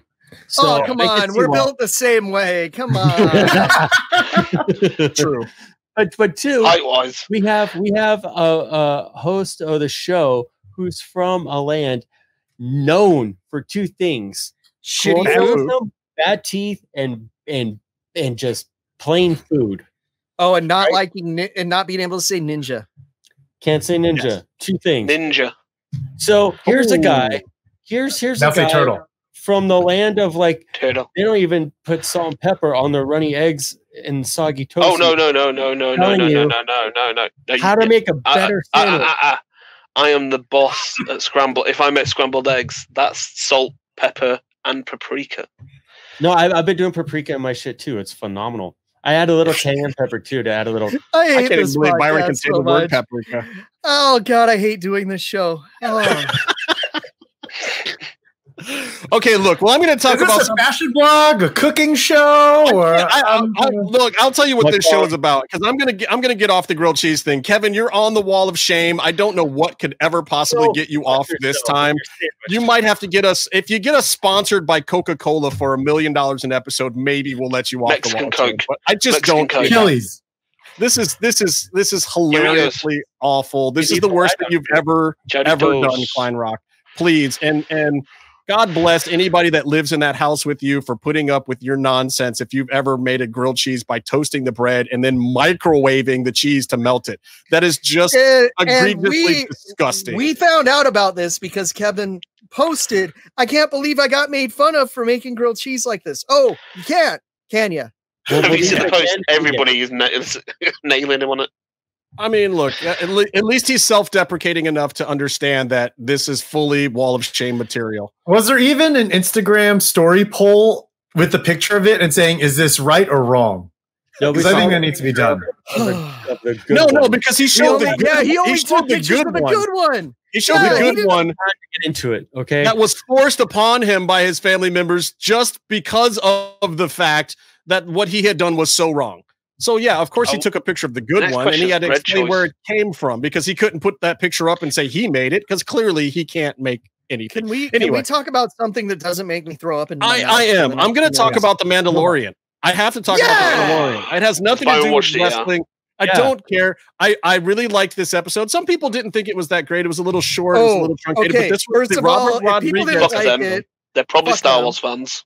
What I like is how when Justin has Star Wars fans are the dirt worst. Everyone starts talking over him, so he can't even finish it. I mean, look, but look, I've said the thing about it is I realized that my Disney Plus membership is pretty cheap because I already had Hulu and ESPN, so I got the add-on. I'm literally paying $3 a month for Disney Plus. Mandalorian, like one episode of it, easily pays for it because I would have paid if I had gone to see Mandalorian stuff in the theater. It would have cost me hundreds of dollars by now, and I would have gladly have done that. So my entire Disney membership, it could be Saved by the Bell reunions that I don't want to see for the whole rest of the year. It could be High School Musical, the show of the show, That's shows Peacock, of the bro. musical of the show. 15 million of those, and I wouldn't care because Mandalorian is completely worth every penny that I have given them. Can I, speaking of giving pennies, can I tell you my favorite part of the episode? Spoilers? Absolutely. No, it's Tuesday by the time this Spoiler alert. Spoiler alert. It's hard to get Mando, and they were out. So I need someone to DM the show so you can mail me your Mando. Anyway, speaking of the toys, Hasbro just did this Back the Razor Crest thing where people paid $350 to get the toy version of the Razor Crest. Next episode of the show, they blow the fucking thing up with no hope of it ever being rebuilt. I love it. Woo! I love it. That was such a dick move that I love it so much. Also, if they can rebuild, if they can start another Death Star, I think the Razor Crest would be pretty easy. You got me there. there. I gotta say though, if anyone makes Boba Fett a meme, I'm gonna come to your house and kick your ass. I never even thought of that until now. Why would you put that thought into my head? He literally willed it into the universe. What I really enjoyed, this is the first time I've seen it in a Star Wars movie. Maybe they've done it before, is when Boba Fett was fucking up stormtroopers. He was literally smashing through their armor. So it wasn't just like it was super violent. Yeah. Like it makes sense that if you have a concussion blow on them and it smashes their helmet, what's inside the helmet probably is fucked up. Yeah. But I mean, also, look, if you're going to make Boba Fett go face, you have to do it in a less certainly like a completely violent kind of way to get it. It's not over. even just turning face. So, it's actually being like a viable character as if you only look at it cinematically, Boba Fett has done nothing. He's bubbled and fallen into a pit. Yes. Yeah. In Empire, he's supposed to, find Han and whatnot, but you know who did it for him? Vader, the one who hired him to find Han. In Empire, he is the UPS delivery driver. He is the King of Queens in Empire. Yes. And then in Jedi, what happens? He gets his jetpack hit and he goes flying, hits the side of a ship, and then falls into the Sarlacc pit.